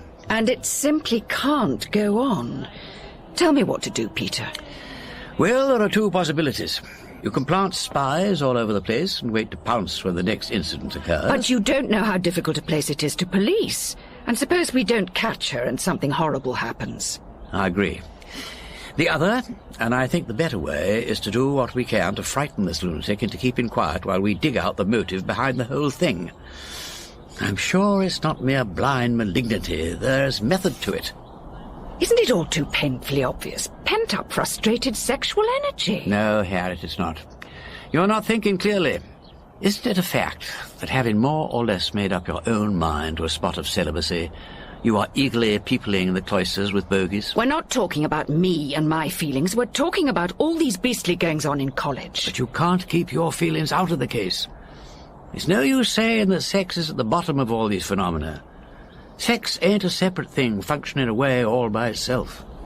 It's usually found attached to a person of some sort. I would have thought that was self-evident. I simply wish you could clear this personal preoccupation from your mind. My dear, what are you afraid of? You're in no danger. If you want to set up your everlasting rest, you are more likely to find it in the life of the mind than in the life of the heart. You say that? I say that. It's your needs we are considering, not anybody else's. Peter, I seem to be behaving very stupidly. But the reason why I want to get clear of people and feelings and go back to the intellectual side is that it is the only side of life I haven't betrayed and made a mess of. Yes, I understand that. And it's upsetting to think it may betray you in its turn. But why should you think that? Even if much learning makes one person mad, it need not make everybody mad. All these women are beginning to look abnormal to you because you don't know which one to suspect. But actually, even you don't suspect more than one. No, but I'm beginning to think that almost any of them might be capable of it. Will you give me tomorrow to think it over? I fancy I see one or two lines that might be followed up with profit. I would rather trust you than anybody. Thank you, Harriet. Shall we now resume our interrupted holiday? And here are the ducks coming up, the remains of our sandwiches. Oh, my lost youth. 23 years ago, I fed these identical ducks with these identical sandwiches. How fleeting are all human passions compared with the massive continuity of ducks. Be off, collies. That's the lot.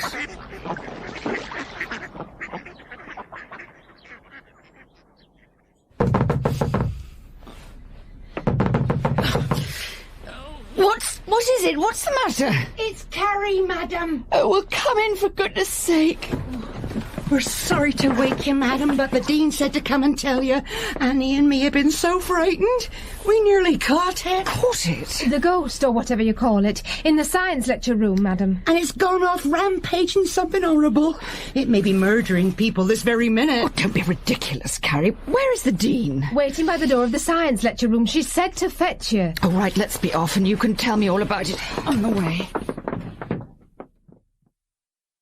I was in bed fast asleep and Annie wakes me up and says that... Just a minute. Let Annie tell her part herself. I woke up at about 1:30 and happened to look out of my window, and I saw a light on in the science lecture room and a shadow on the curtain like somebody moving about. But when we got there, the door was locked. But it's got a glass panel, and I looked through and I saw something all in black, crouched over a table. And I tried to see it too, but I must have jogged Annie's elbow against the door because it rattled and the light went out. So I told Carrie to go and fetch the dean while I kept a lookout. Oh, but here she is. She can tell me the rest herself. I'm sorry to have dragged you out. Our friend's got away, I'm afraid. The dark room window's open. She must have climbed through. So what do we do now, Mr. Holmes? I didn't want to go in through the darkroom window for fear of disturbing any evidence, so I smashed the panel of the door, wrapped a scarf round my hand and turned the key. I knocked the light switch on with my torch. There's a newspaper and a paste pot on the table. And a box of cut-out letters. This must be where she does it. It seems unnecessarily public. Why can't she do it in her own room? Did you get a look at her face when you peeped in, Annie? No, madam, not to recognise. She was wearing some black thing and was sitting with her back to the door. I think you and Carrie may as well go back to bed. The Dean and I will see to the rest. Yes, madam.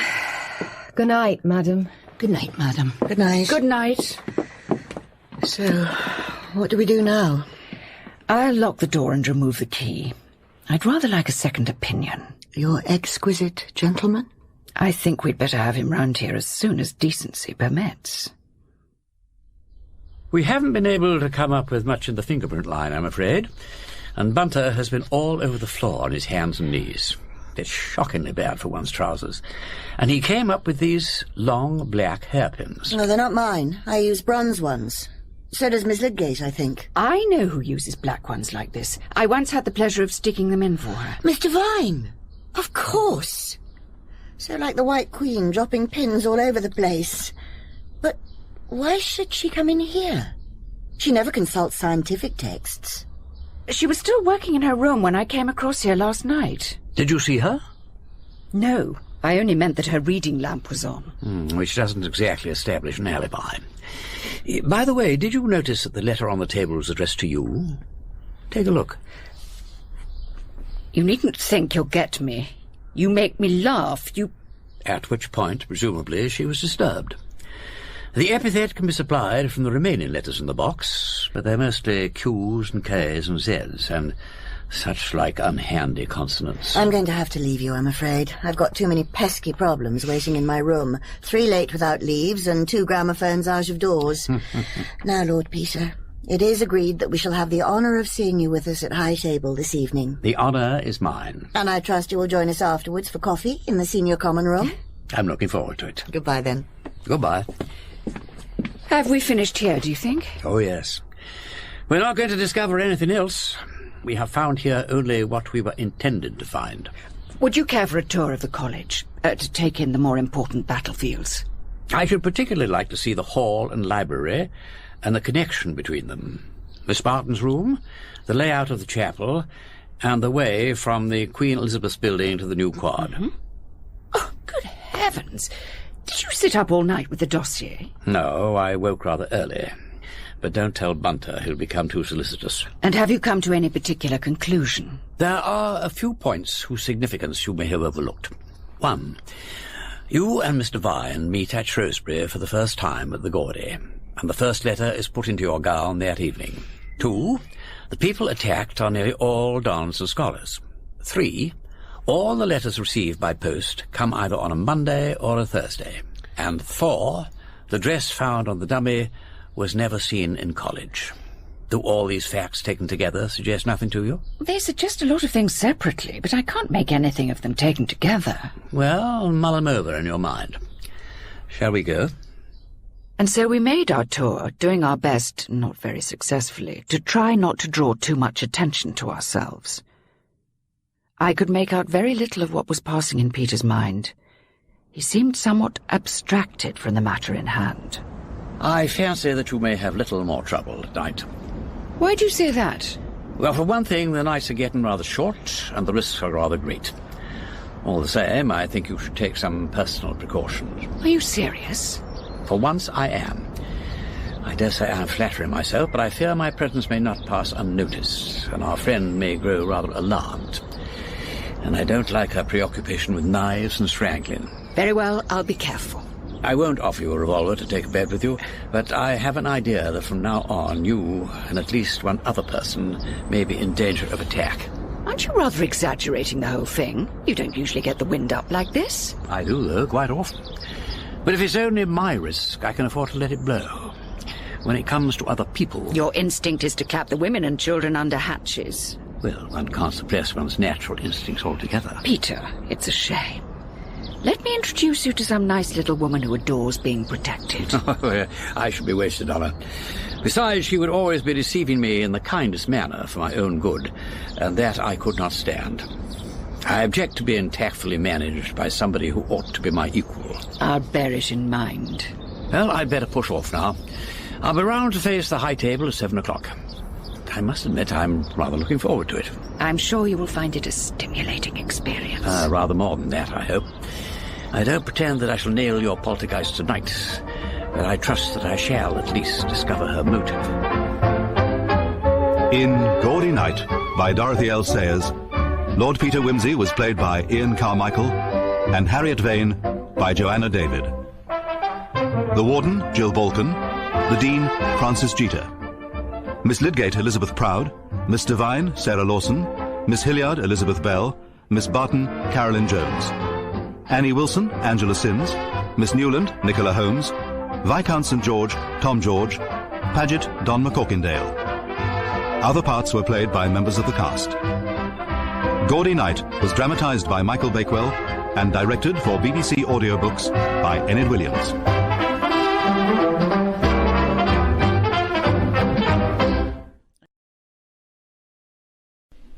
I'll be round to face the high table at 7 o'clock. I must admit I'm rather looking forward to it. I'm sure you will find it a stimulating experience. Rather more than that, I hope. I don't pretend that I shall nail your poltergeist tonight, but I trust that I shall at least discover her motive.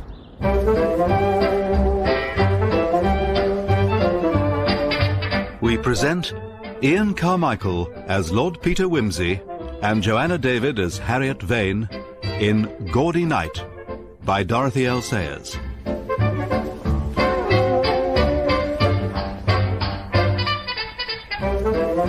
You look like a nervous parent whose little boy is about to recite the wreck of the Hesperus at a school concert.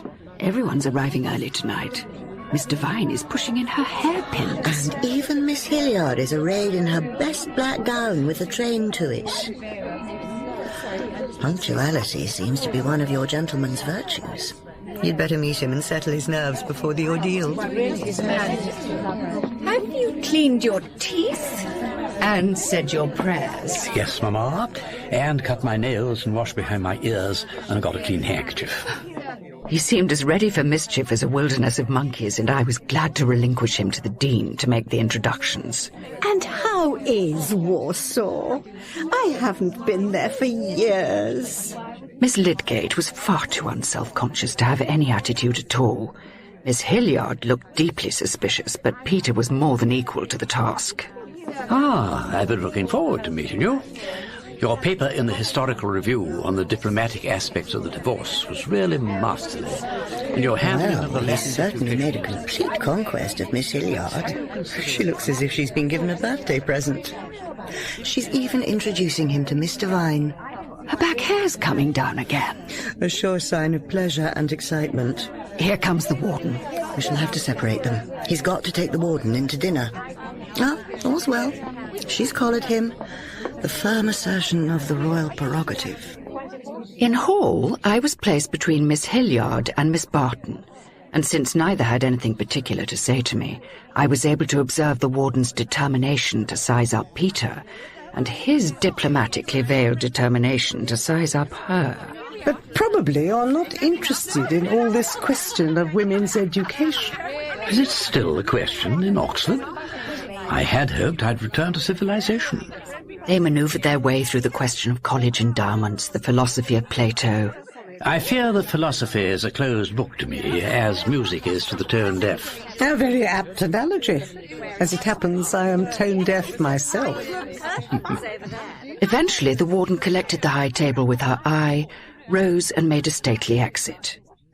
As we moved to assemble for coffee in the senior common room, I realized how queer the whole situation was. I felt that Peter was some dangerous alien, and that I was on the side of the women who were welcoming the Inquisitor among them. I felt exactly like Judas.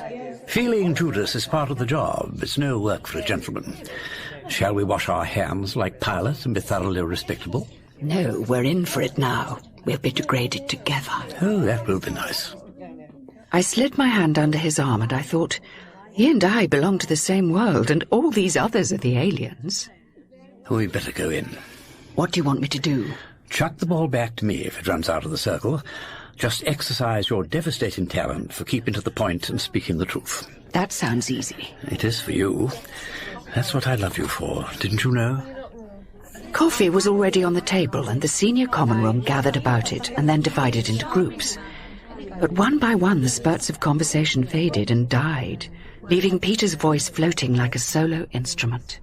The execution of the guilty is unpleasant, but not nearly so disturbing as the slaughter of the innocents.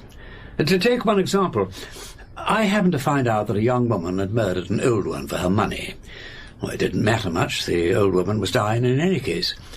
But as soon as I began to meddle, the girl set to cover her tracks, and 2 other innocent people were killed. You're suggesting that they were sacrificed to a social principle? To Lord Peter's social principles, at any rate. You can't carry through any principle without doing violence to somebody. What is important is to establish the facts. Oh, but surely one cannot simply brush aside the question of personal loyalties. And so the discussion was fairly launched, with feelings running high on both sides. Of course, if you think that private loyalty should come before loyalty to one's job.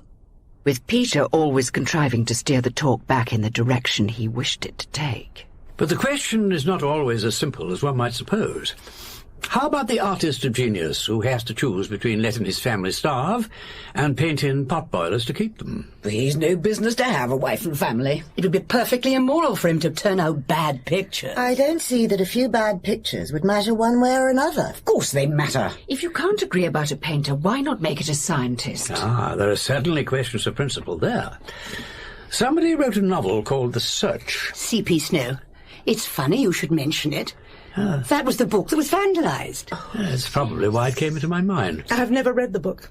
It's about a man who sets out to be a scientist and gets on very well until, just as he's about to be appointed to an important executive post, he discovers he's made a serious error in a scientific paper. Somebody finds out and he doesn't get the job. So he decides he doesn't care for science after all. Obviously not. He only cared about the post. But in the same novel, somebody does deliberately falsify a result in order to get a job. But the man who spots it says nothing, because the scientist is badly off and has a wife and family to support. Well, of course one couldn't do that. Not for 10 wives and 50 children. I congratulate you, Miss Barton, for striking such a fine, unfeminine note. Will no one say a word for the poor women and children? But surely we're drifting away from the point. This thing was in a novel. It would never happen like that in real life. Oh, but it does. It's happened to me. When I was examining for professorial thesis at Shrewsbury College, there was a man who produced a very interesting paper on an historical subject. It was a very persuasive piece of argument. Only I happened to know that it was quite untrue, because a letter that absolutely contradicted it was in existence in an obscure library in a foreign town. But internal evidence showed that the man must have had access to that letter. I discovered afterwards that he had seen the letter and deliberately suppressed it. But how could you be so sure he had seen it? He might carelessly have overlooked it. Well, not only had he seen it, but he had stolen it. He had come upon the letter when his thesis was complete, and he had no time to rewrite it. It was a great blow to him, because he had grown enamoured of his own theory and couldn't bear to give it up. That is the mark of an unsound scholar, I'm afraid. What happened to him? Well, that was the end of him, of course. Naturally, he lost his professorship, and they took away his MA as well. Oh, dear. The poor man must have wanted the job very badly. It would have meant a great deal to him financially. He was married, and not well off. I don't know what became of him. He dropped out completely. You'd think it would be a lesson to him. He'd sacrificed his professional honour for the women and children we hear so much about. But in the end, it left him and them much worse off. And then a silence fell. There was a palpable nervous tension in the room. Now, they were saying to themselves, now something is going to happen. Something is going to be said about the Shrewsbury poison pen, and it is all going to be very uncomfortable. It really is the most ghastly outrage. That loathsome smell of decay, that disgusting mound of putrefaction. What exactly are you talking about, Lord Peter? The corporation garbage dump. It has destroyed the romance of Oxford. The following day, Peter came back to Shrewsbury with his nephew, Viscount St. George. I want to see if he can identify the woman who grabbed him round the throat that night. But St. George recognised no one, and to Peter's fury and the outrage of Miss Hilliard, enfolded me in a passionate embrace beneath the windows of the senior common room. Damn that boy! Oh, Peter, what does it matter? He only wanted to tease you. Well, it's a pity he can't find some other way to do it. I seem to be a perfect millstone tied around your neck, and sooner I clear out the better. I snapped back at him, and he went off in a fury on some mysterious mission to York. On the following night, a strange and sinister thing happened. I'd been taken by my Somerville friend to a literary gathering in honour of a celebrated minor poet. But I was told I was wanted on the telephone.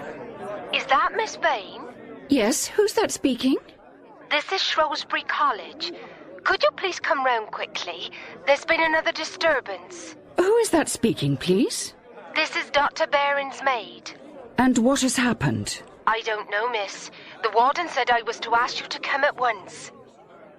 I said my goodbyes and was hurrying across Garden Quad when I remembered something Peter had once said to me. The heroines of thrillers deserve all they get. When a mysterious voice rings them up and says it is Scotland Yard, they never think of ringing back to verify the call. I rushed to the nearest phone box and rang the Shrewsbury Porter's Lodge and asked to be put through to the warden's lodging. The maid I spoke to had no knowledge of any call being made to me, and the warden had gone out to the theatre with the dean. I got back to Paget and told him what had happened. Very good, miss. I'll get down to the private gate and have a look around. If there's anybody here laying in wait for you, miss, I feel sorry for 'em, that's all. I set off for Shrewsbury, walking as fast as I could, and by the time I reached the side gate, I was out of my breath as well as my wits. Would my assailant be waiting for me in the bushes of the Fellows' garden? I thought of the bread knife stuck into the dummy in the chapel. And then melodrama degenerated into polite comedy. A car drew up and deposited the dean and the warden. Ah, it's you, Miss Vane. Now I shan't have to find my key. The dean and I have been indulging in a little dissipation. We walked across to the warden's lodging, my eyes and ears on the alert for anything stirring in the bushes. After we had said good night, I encountered Paget in New Quad. She was there right enough, miss. Sitting on the bench behind the laurels near the gate. But when you and Dr. Baring came through talking, she was up and off like a shot. Who was it, Paget? Oh, miss, not to put too fine a point on it, it was, Miss Hilliard. Oh, look here, Paget, I don't want anything said about this. Oh, no, miss, no. But it's a funny thing about that telephone call. It didn't come through the lodge, miss. Then it must have been made from outside. Yes, miss. And Miss Hilliard came in at 10:50, miss. Just before you rang up. Did she? Are you sure? Oh, I remember quite well, because of Annie passing a remark about her. There's no love lost between Miss Hilliard and Annie. Faults on both sides, that's what I say, miss, and hasty tempers. What was Annie doing in the lodge at that hour? We'll just come in from her half-day out, miss. She sat in the lodge for a bit with Mrs. Paget. You didn't say anything about this business to her, did you, Paget? As you say, Annie doesn't care for Miss Hilliard, and I suspect she's a bit of a troublemaker. Yeah, I didn't say a word, miss. Not even to Mrs. Paget. This here remains confidential between you and me, miss. I wished that Peter hadn't gone off and left me in this ghastly place where people go off their heads and write horrible letters, and I was sorry that we'd parted in a fit of bad temper. I tried to work on my mystery story, but it kept wandering off in the wrong direction. I went for a walk and found myself outside the antique shop again, gazing at the ivory chessmen. What's the fascination? Toby jugs or pewter pots? Or the dubious chests with troublesome handles? The Chinese chessmen. Ah. I've fallen a victim to them. I don't know why. I have no possible use for them. They simply bewitch me. When did you get back? Just before lunch. I was on my way to see you. And have you found out anything useful? I have been scouring England for a man called Arthur Robinson. And who is he? He's the unfortunate gentleman with a thesis who came up against the formidable memory of Mr. Vine and who lost his job. I persuaded her to let me have his name. So far, I've found out precious little, but Miss Climperson's agency are working flat out on it. Have there been any new developments at college? Well, yes. Something rather queer happened the other night, only I don't quite understand it. Why don't we go for a spin in the car, and you can tell me all about it? Am I making a mountain out of a molehill, Peter? I think not. It's possible that our friend has realized you are a danger and is minded to tackle you first. Unless, of course, it is a quite separate feud, which is just possible. But I don't think you want to take any chances. Look, I know what you need. A dog collar. The kind with brass knobs. We've just passed a leather and harness shop. Do you really want me to wear this? Is it supposed to be a badge of ownership? God forbid. It's to guard you against the bites of sharks. Excellent also against stranglers and throat slitters. I can't go about in this. Well, not in the daytime. But it will be very handy when patrolling the college at night. Try it on. Yes. Well, it's rather becoming, don't you think? I don't see why I shouldn't set a new fashion. I do. Do you mind taking it off now? But you promise you'll wear it? I promise, but please take it off now. There. Do you realize this is the only thing you ever let me give you? Except my life. Except my life. It must have been a pretty bitter gift if you can't let either of us forget it. I'm sorry, Peter. That was ungenerous and beastly of me. You shall give me something if you want to. May I? What shall I give you? A roc's egg? The green eye of the little yellow god? Give me the ivory chessmen. My dear, of course. Would you like them now? This instant. Some miserable undergraduate may be snapping them up. All right.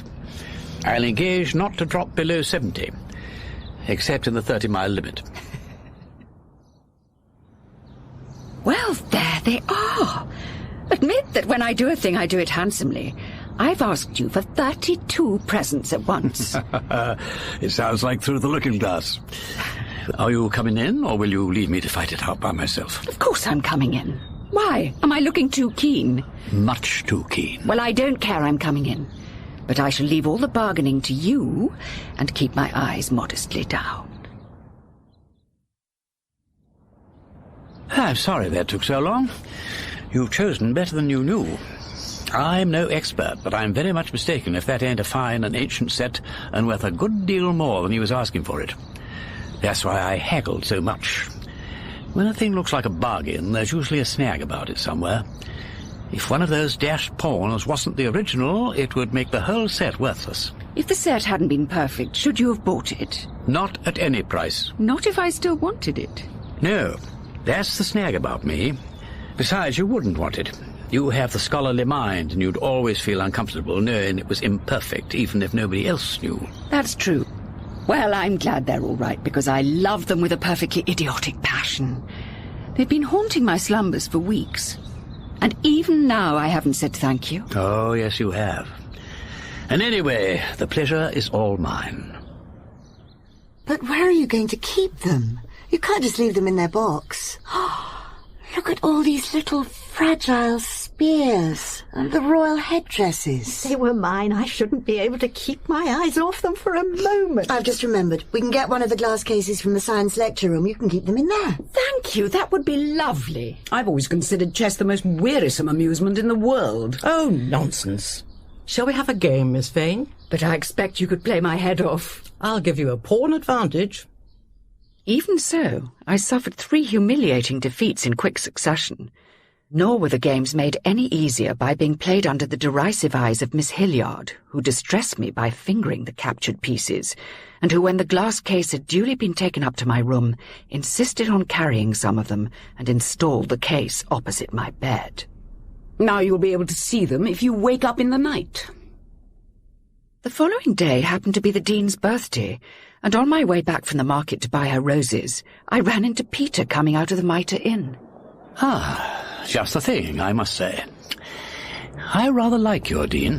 Have you heard anything more about Arthur Robinson? Only that he married his landlady's daughter, a young woman called Charlotte Ann Clark, and had a daughter, Beatrice Maud.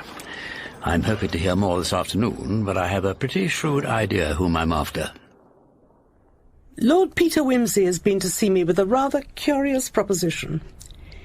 He told me that he was almost certain in his mind as to the identity of the offender, but he was not in a position at that moment to offer a complete proof. He asked me whether I would allow him to interrogate this person privately, in the hope of surprising her into some admission.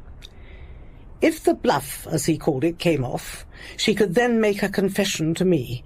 I need hardly say that I could not possibly consent to such methods being used upon anybody in college. Yes, I can understand that. I said that we should at least wait for additional evidence, but he made it very plain that the culprit might throw caution to the winds and make a direct assault either on Mr. Vine or yourself. That is why I asked you to come here. I don't in the least mind what risks I take, but Mr. Vine ought to be warned, I think. That is what I said, and Lord Peter approved. Have you said anything to her? Mr. Vine is in town and will not return until tomorrow evening. I propose to tell her then.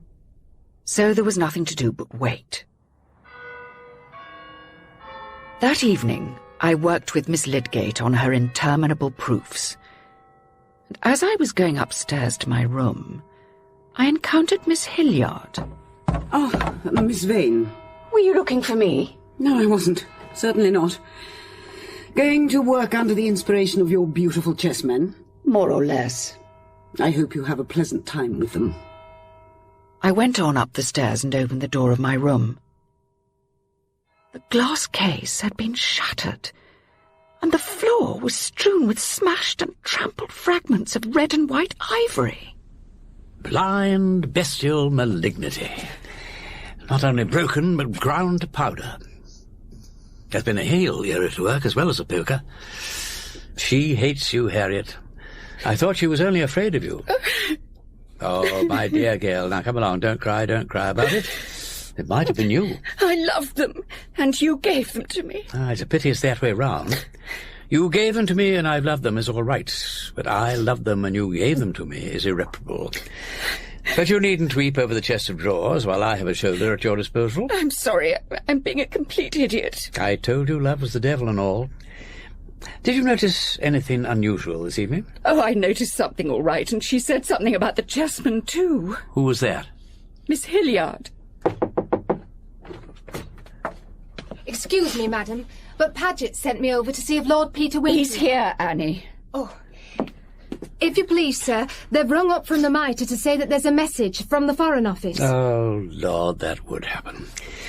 Oh, dear, oh, dear. Oh, thank you, Annie, thank you. Was it you who saw the person who was playing tricks in the lecture room? Yes, sir. Though not to know again, sir. No, but she may not know you couldn't recognize her. If I were you, I'd be rather careful how you go about the college after dark. Yes, sir. Thank you, sir. You'd better be getting back to see what the trouble is. I'll walk with you as far as the quad. Look, my dear, this is all very tiresome. I just hope it ain't another summons to Rome. And I don't choose the moment my back is turned to get wiped out. And don't forget the dog collar. Good night. Good night. Miss Vane, I should like to speak to you. Certainly, Miss Hilliard. And I should rather like to speak to you. Shall we go to my room? Anywhere you wish. Miss Vane, what are the relations between that man and you? What do you mean by that? You know perfectly well what I mean. If nobody else will speak to you about your behaviour, then I must. You bring this man here knowing perfectly well what his reputation is. I know what his reputation as a detective is. I mean his moral reputation. You know as well as I do that he is notorious all over Europe. He keeps women by the score. All at once or in succession? It's no good being impertinent. The way you look at him is a disgrace.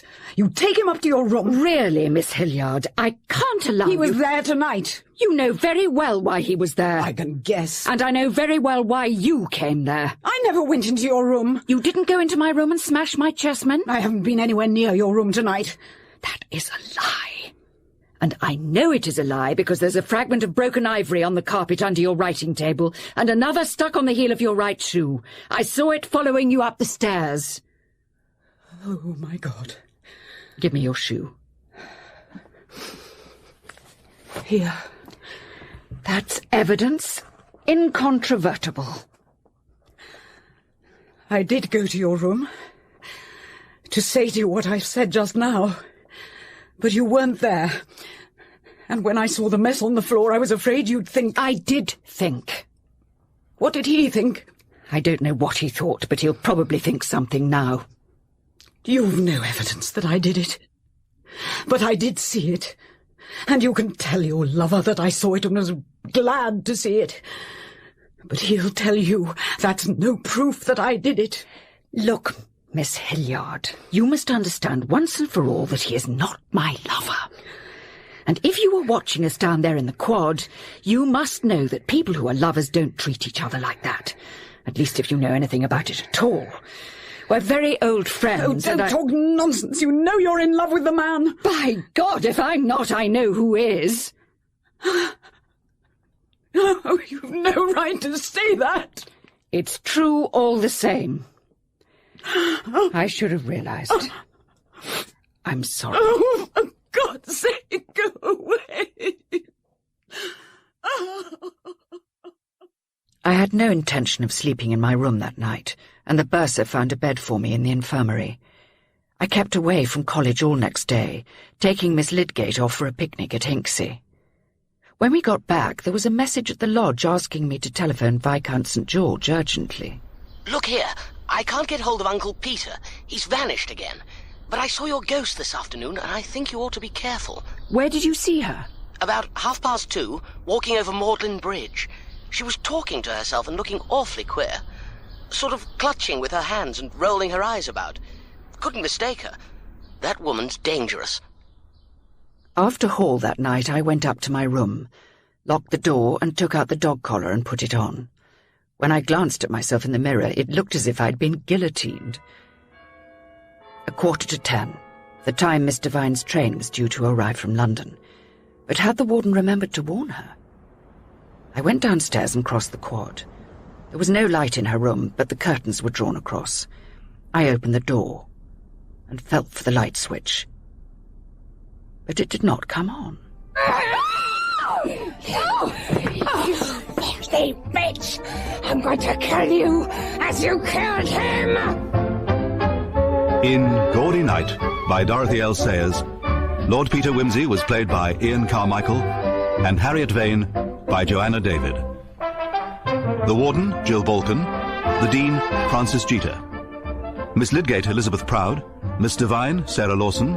Miss Hilliard, Elizabeth Bell. Miss Barton, Carolyn Jones. Annie Wilson, Angela Sims. Miss Newland, Nicola Holmes. Viscount St. George, Tom George. Paget, Don McCorkindale.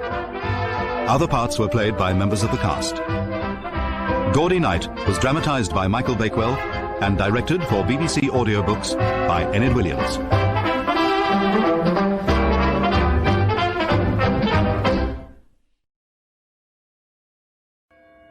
10:15, the time Miss Devine's train was due to arrive from London. But had the warden remembered to warn her? I went downstairs and crossed the quad. There was no light in her room, but the curtains were drawn across. I opened the door. You filthy bitch! I'm going to kill you as you killed him!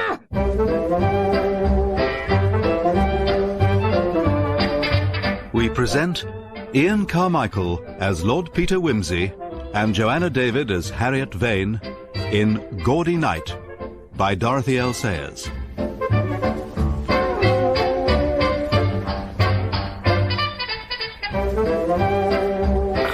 I wouldn't try to sit up. I've got the beast of a headache. The rest of you's in one piece, thank goodness. What happened? That's what we'd all like to know. Oh, poor Miss Devine's train was a bit late, and when she got here, Paget told her the warden wanted to see her. So she went along to her room to take her hat off, and of course the light wouldn't go on. But she could hear you snorting on the floor in the dark. She managed to find the table lamp, and there you are. A nasty, bloggy sight for a respectable woman to find in her sitting room. So she rushed out calling for help and ran about all over the place until somebody fetched the warden. And then her groggy heart went back on her and she went all blue on us. We had a lovely time. But she's right as rain now. Quite a gaudy night. I'm sorry I missed it. And then, just as we were settling down, all the fuss started again about Annie. Annie? What happened to her? We found her in the coal hole in such a state. What with coal dust and hammering with her fists on the door, I wonder she wasn't clean off her head, poor thing. And if it hadn't been for Lord Peter, we mightn't even have begun to look for her before next morning. Yes, he warned her she might be attacked. But how did he... Did you get him on the phone, or what? Yes, eventually. It took us some time to get hold of his phone number, and it was midnight before I managed to speak to him.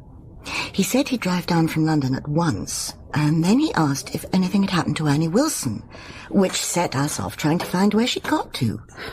It was 2 o'clock in the morning before Lord Peter arrived. He must have thought I was an awful idiot to let myself be knocked out like that. He looked like death, and of course he'd been driving like mad. He came in to see you, but you were still rather under the weather. And he explained about the dog collar, which had rather puzzled us. I suppose she really meant to get Mr. Vine. But you still haven't told me about Annie. How did she get into the coal cellar? Apparently she was putting the deck chairs away in the loggia when somebody seized her round the neck from behind, frog-marched her into the cellar, locked her in and took away the key. She said it was a woman, and very strong. She certainly was. She had a grip like steel. Is Peter still here? No, he had to go. Something about an early plane from Croydon. He went off leaving orders that neither you nor Mr. Vine nor Annie were to be left alone for a single moment. And he's rung up once from London and 3 times from Paris. Poor old Peter. He never seems to get a moment's rest. He hopes to be back on Thursday and is going to call us all together. Oh, he left you a letter.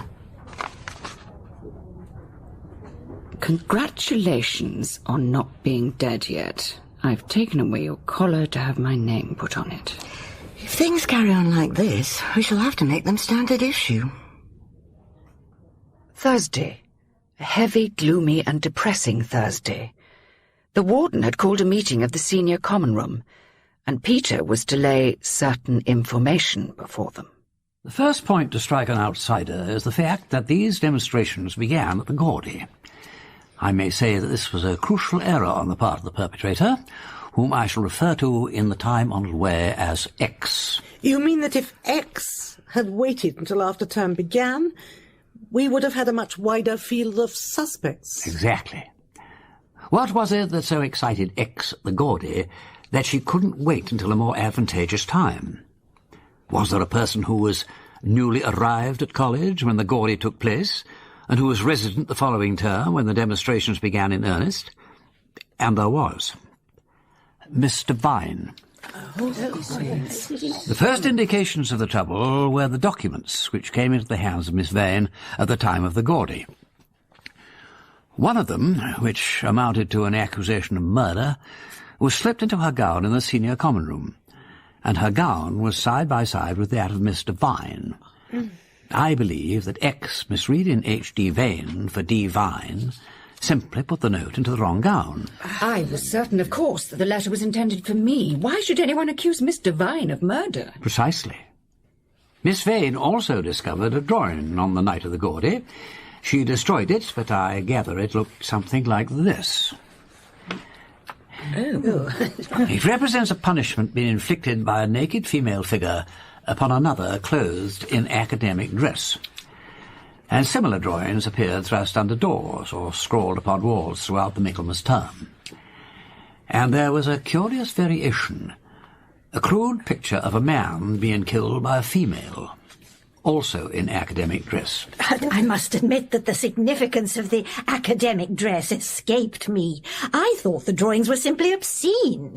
And that interpretation managed to obscure the real issue. In the disfigurement of your manuscript, Miss Lydgate, did you notice any common factor in the sections which were almost totally obliterated? Yes. They concerned my criticism of the conclusions of other scholars. And now I come to think of it, they were all male. But when we come to the attack on the new library, the object of the campaign begins to show itself more clearly. The grievance felt by X, which started with one person, has extended itself to the whole college with the intention of causing a scandal which would bring the entire body into disrepute. And I must say that the one thing which frustrated the whole attack was the remarkable solidarity displayed by your college as a body. I think that was the last obstacle X reckoned to encounter in a community of women. Thank you. I feel sure that everybody here will know how to appreciate that. Well, it was about this time that Miss Vane made the acquaintance of my nephew, St. George, and he mentioned to her that, under circumstances into which we need not perhaps inquire, he had met a mysterious woman one night in your fellow's garden, and that she had told him that Shrewsbury College was a place where they mutilated beautiful boys like him and ate their hearts out. And secondly, that the other one had fair hair too. And so we have a little detail about the person who is supposed to have been murdered, in inverted commas. He is fair and reasonably handsome. Then followed the affair of the fuses, and, more importantly, the letters to Miss Newland. I cannot imagine why they are making all that noise beneath this building. I wonder, Dean, would you be so good as to Look, go... I'm afraid I am responsible for that. I suggested to Paget that a search of the coal cellar might be profitable. Well, in that case, I fear we must put up with it. Now, I gathered from Miss Vane that she and others among you were inclined to look upon the outrages as the outcome of the repression that sometimes accompanies the celibate life. Rather like the obscene carvings one sometimes finds in ancient monasteries. But the direction of X's campaign seemed to me to revolve round the supposed murder of a male person by a female academic. The picture of X, suggested by all this, was someone with a fiercely anti-academic bias, which seemed to rule out all of yourselves. And then I began to consider the practicalities. It was plain that X had to be someone who resided within the college. But there was the curious circumstance of the letters which came by post. You mean that they only came on Mondays and Thursdays? Which suggests that whoever posted them could only go outside on Sundays and Wednesdays. Exactly, Mr. Vine. And X also needed to have a place somewhere outside college where the clothes she used for prowling about the corridors at night and the dress found on the dummy in the chapel could be kept and the letters prepared. The letter factory and the science laboratory was obviously an attempt to divert our suspicions. Indeed it was. So the person who seemed best to fulfill these conditions appeared to be one of the scouts. But that's out of the question, surely. The majority of them, however, seemed to be ruled out. Most of those in the scouts' wing slept two to a room, but there were two who had separate rooms, Carrie, the head scout, and Annie Wilson. And Annie corresponded most closely to the psychological picture of X. Oh, no, I can't believe it. She'd been married, she had Sunday and Wednesday afternoons off, and she had a place outside college where her children lived. Oh, this is preposterous. There was one consideration which led Miss Vane to eliminate all the scouts. The Latin quotation from Virgil pinned to the dummy with a knife. But this objection did not carry a great deal of weight with me. I thought there must be something special about a passage that describes hideous and unnatural females who snatched the meat from men's mouths. When I first heard of that, I felt sure there was a man behind it all. That was probably a sound instinct, as will become clear. My first task was to find out whether Mr. Vine had ever actually murdered or injured anybody. Do you mean to say that the interminable discussion that night was intended merely to bring out Mr. Vine's story about the man's thesis? I'm afraid it was. And the next day I asked Mr. Vine for the name of the man in question. He was Arthur Robinson. And did you find out what happened to him? He was married to a woman called Charlotte Ann Clark, who had been his landlady's daughter. They had two children, Beatrice and Carola. Beatrice and Carola? After the trouble over the thesis, he changed his name to Wilson and took a post as a junior master in a prep school. But I'm afraid he took to drink. Lost that job and took another. Lost that, and 3 years ago he blew his brains out. Oh no. There were photographs in the local paper. Here it is. A fair, handsome man. Something of my nephew's type. And here is a photograph of his widow. Yes, that is Annie Wilson. If you read the report of the inquest, you will see that he left a letter saying that he had been hounded to death. It contained a Latin quotation which the coroner translated. Tristius haudilis monstrum The nex lines that aevio. were pinned to the dummy. So you were right, Miss Hilliard. A man was behind it. Annie Wilson, being obliged to do something to support her children and herself, went into service and applied for a job here.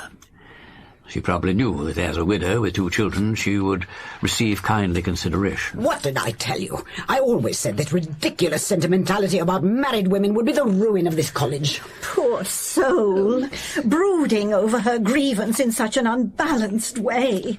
If only we had known, we could have surely done something to make her see things in a more rational light. Well, did it never occur to you, Mr. Vine, to inquire what happened to that unhappy man? I'm afraid it did not. Why should you? So it was Annie Wilson who attacked Miss Vane? Oh, yes. I find it difficult to forgive myself for not having spoken earlier, with or without proof, to put the suspect under observation. Oh, nonsense. If you had, she might have chucked the whole thing for the rest of term, and we should still know nothing. I wasn't much hurt. No, but it might not have been you. I knew you were willing to take the risk, but I had no right to expose Mr. Vine. Well, it seems to me that the risk was rightly and properly mine. But if Annie really did this dreadful thing, how does she come to get shut in the coal hole? Excuse me, Madam Warden, ladies. I think we are about to discover that. Here you are, Lord Peter. Here's the cellar key, right at the bottom of the coal heap. So, she locked herself in and hid the key in a desperate attempt to divert suspicion from herself. Thank you, Paget. One moment, Paget. I want to see Annie Wilson. Will you please find her and bring her here? I don't think that is a very good idea. You have made a public accusation against this unfortunate woman, and it is only right that she should be given the chance to answer it. Bring her here at once, Paget. Annie came in wan and subdued, and then she noticed the newspaper containing the photographs of herself and her husband spread out upon the table. Her eyes went round the room like a hunted animal. Annie, certain allegations have been made against you concerning the disturbances in this college, and I have sent for you in order that you might clear yourself. Clear myself? I wouldn't trouble to clear myself. I'd like to see you bring me into court. How would you look, you smug hypocrites, sitting there while I told the judge how that woman killed my husband? I'm exceedingly disturbed. I knew nothing of this until just now. But I could not foresee the consequences. I mean, even if I had... You wouldn't have cared. You killed him and you didn't care. What harm had he done to anybody? He only wanted to live and be happy. He told a lie about somebody who was dead as dust hundreds of years ago. Nobody was the worse for that. Was a dirty piece of paper more important than our lives and happiness? You broke him, and you killed him. Do you think that's a woman's job? Most unhappily, it was my job. What business had you with a job like that? A woman's job is to look after her husband and children. I loved my husband and you broke his heart. If he'd have been a thief and a murderer, I'd have loved him and stuck to him. Annie, you must surely understand that... Understand? What do any of you understand with all your books and your learning? You're ignorant and stupid and helpless, you silly old hags. You even had to get a man to do your work for you. You brought him here, Miss Vane, and you're the dirtiest hypocrite of the lot. You had a lover once and he died. You chucked him out because you were too proud to marry him. You were his mistress and you sucked him dry. And what are you going to do with this one here? You send for him when you need him to do your dirty work, and when you've finished with him, you'll get rid of him. You'll use him like any other tool to break me. You'd like to see me in prison and my children in an home because you haven't got the guts to do your proper job in the world. The whole bunch of you together haven't got flesh and blood enough to make you fit for a man. And as for you, your lordship, you rotten little white-faced rat, it's men like you that make women like this. You don't know how to do anything but talk. That woman's making a fool of you and you can't even see it. Well, what are you going to do now, all of you? Run away to the magistrate because I made fools of you all? You daren't touch me. You're afraid of me. I had a husband, and I loved him, and you killed him. You killed him, and we never had a happy moment ever again. For heaven's sake, can't this be stopped? No, come, Annie. We're all very sorry for you, but you mustn't behave in this hysterical way. What would your children... No, shh. You better come and lie down quietly and take some aspirin, bless her. Will you help me out with her?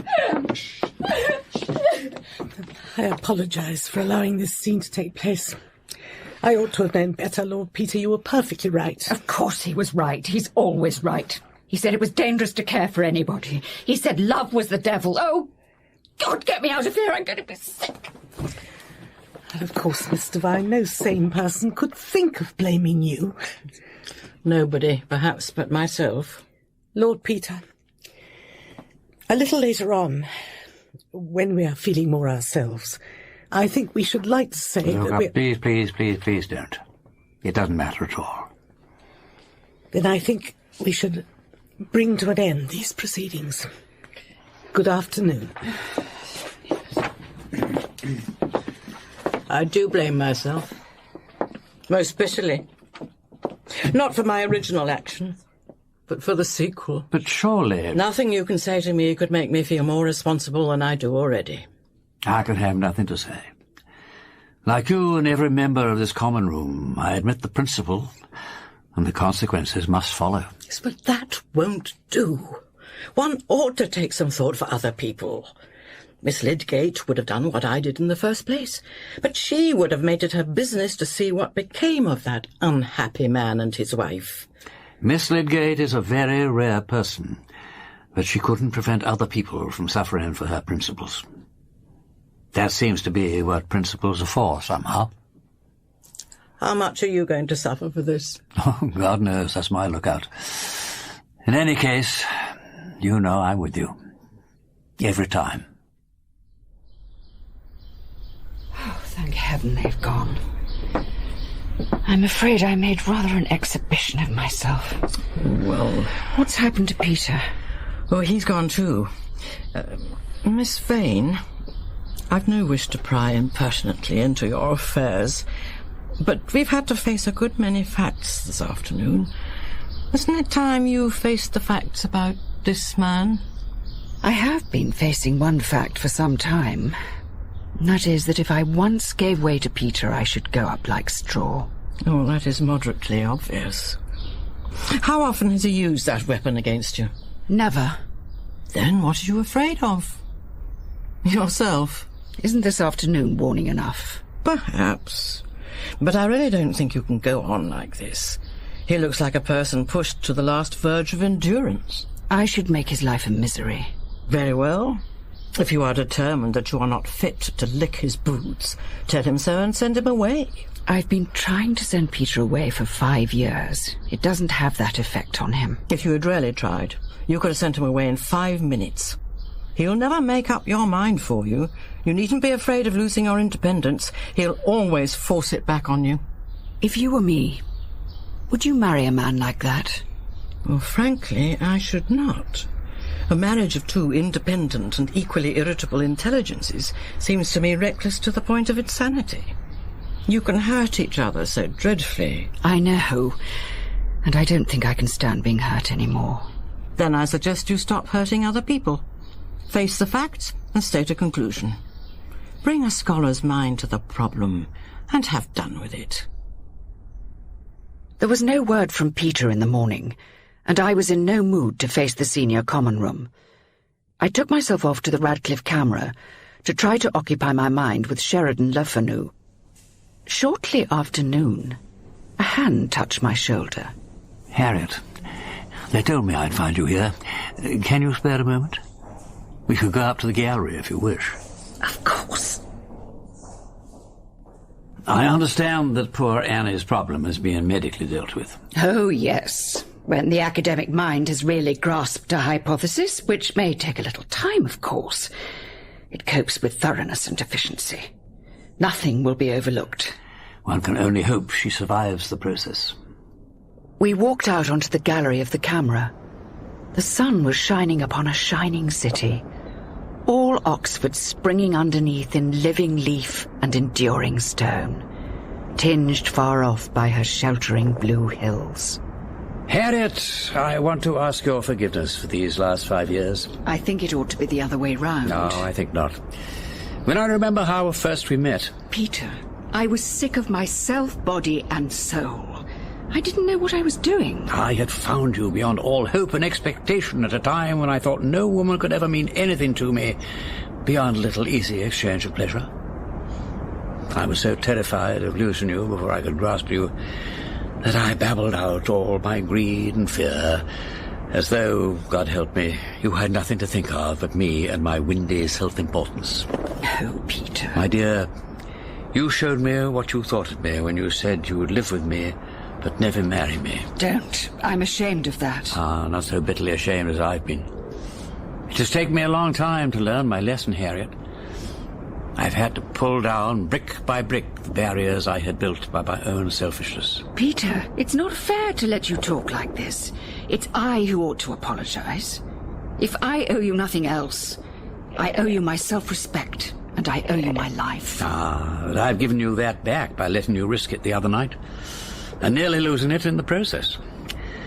That was the last kick that sent my vanity out of doors. Peter, I did manage to appreciate that. I heard that you collected 5 summonses for speeding on your drive from London to here. Mayn't I be grateful? I don't want your gratitude. But won't you take it now that I want to give it to you? Then I have no right to refuse. Let that clear all scores, Harriet. You've given me far more than you know. You are free now and forever, as far as I'm concerned. You saw yesterday what personal claims might lead to, though I didn't intend you to see it quite that brutal way. But I couldn't see how I could have prevented it. Yes, you wouldn't falsify the facts to support a thesis. What would have been the good? What could I ever have gained by letting you imagine a lie? I set out in a lordly way to offer you heaven and earth. I find that all I have to give you is Oxford, which was yours already. Enter into your heritage. Peter, Oh, damn. No, don't worry, don't worry. It's quite all right. Hey, it looks as though I may have to go back to Rome next week. But I shan't leave Oxford till Monday. On Sunday there's a concert at Balliol. You'll have to wear your gown again, I'm afraid. But will you come to it? We'll have one other Gaudy Night and comfort our souls with a Bach concerto for 2 violins. And after that, I shall be clearing out and leaving you to... To what? To whatever you wish. Your writing, to Oxford perhaps. But say you'll come.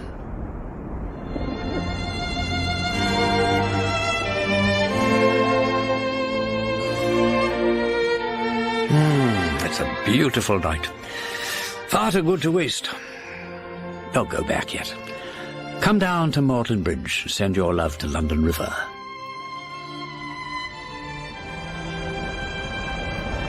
There's something about this place that alters one's values. I've said a good deal to you one way and another lately. But you may have noticed that since we came to Oxford, I have not asked you to marry me. Yes, I had noticed it. I'd been afraid because I knew that from anything you said to me here, there could be no going back. But I will ask you now. And if you say no, I promise that this time I will accept your answer. Harriet, you know that I love you. Will you marry me? Tell me one thing, Peter. Will it make you desperately unhappy if I say no? Desperately? Oh, my dear, I will not insult either you or myself with a word like that. I can only tell you that if you will marry me, it will give me very great happiness. I reached out and laid my hands on the fronts of his gown, searching for words. But it was Peter who found them for me, in the Latin of the degree ceremony, where the Vice-Chancellor takes off his cap and asks whether it pleases the doctors of the university that a candidate should be admitted to a degree. Peter bared his head and stood with his mortarboard in his hand. Plaquette, magistrat? Plaquette. And the proctor, stumping grimly past, averted his eyes from the spectacle of 2 senior members of the university, in their academic gowns, passionately embracing.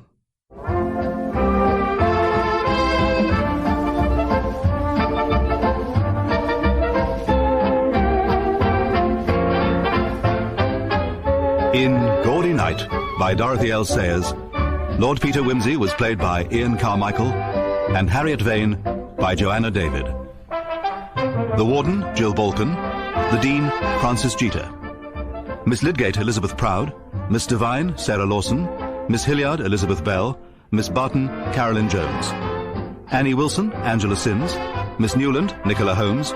Viscount St. George, Tom George. Paget, Don McCorkindale. Other parts were played by members of the cast. Gaudy Night was dramatized by Michael Bakewell and directed for BBC Audiobooks by Enyd Williams.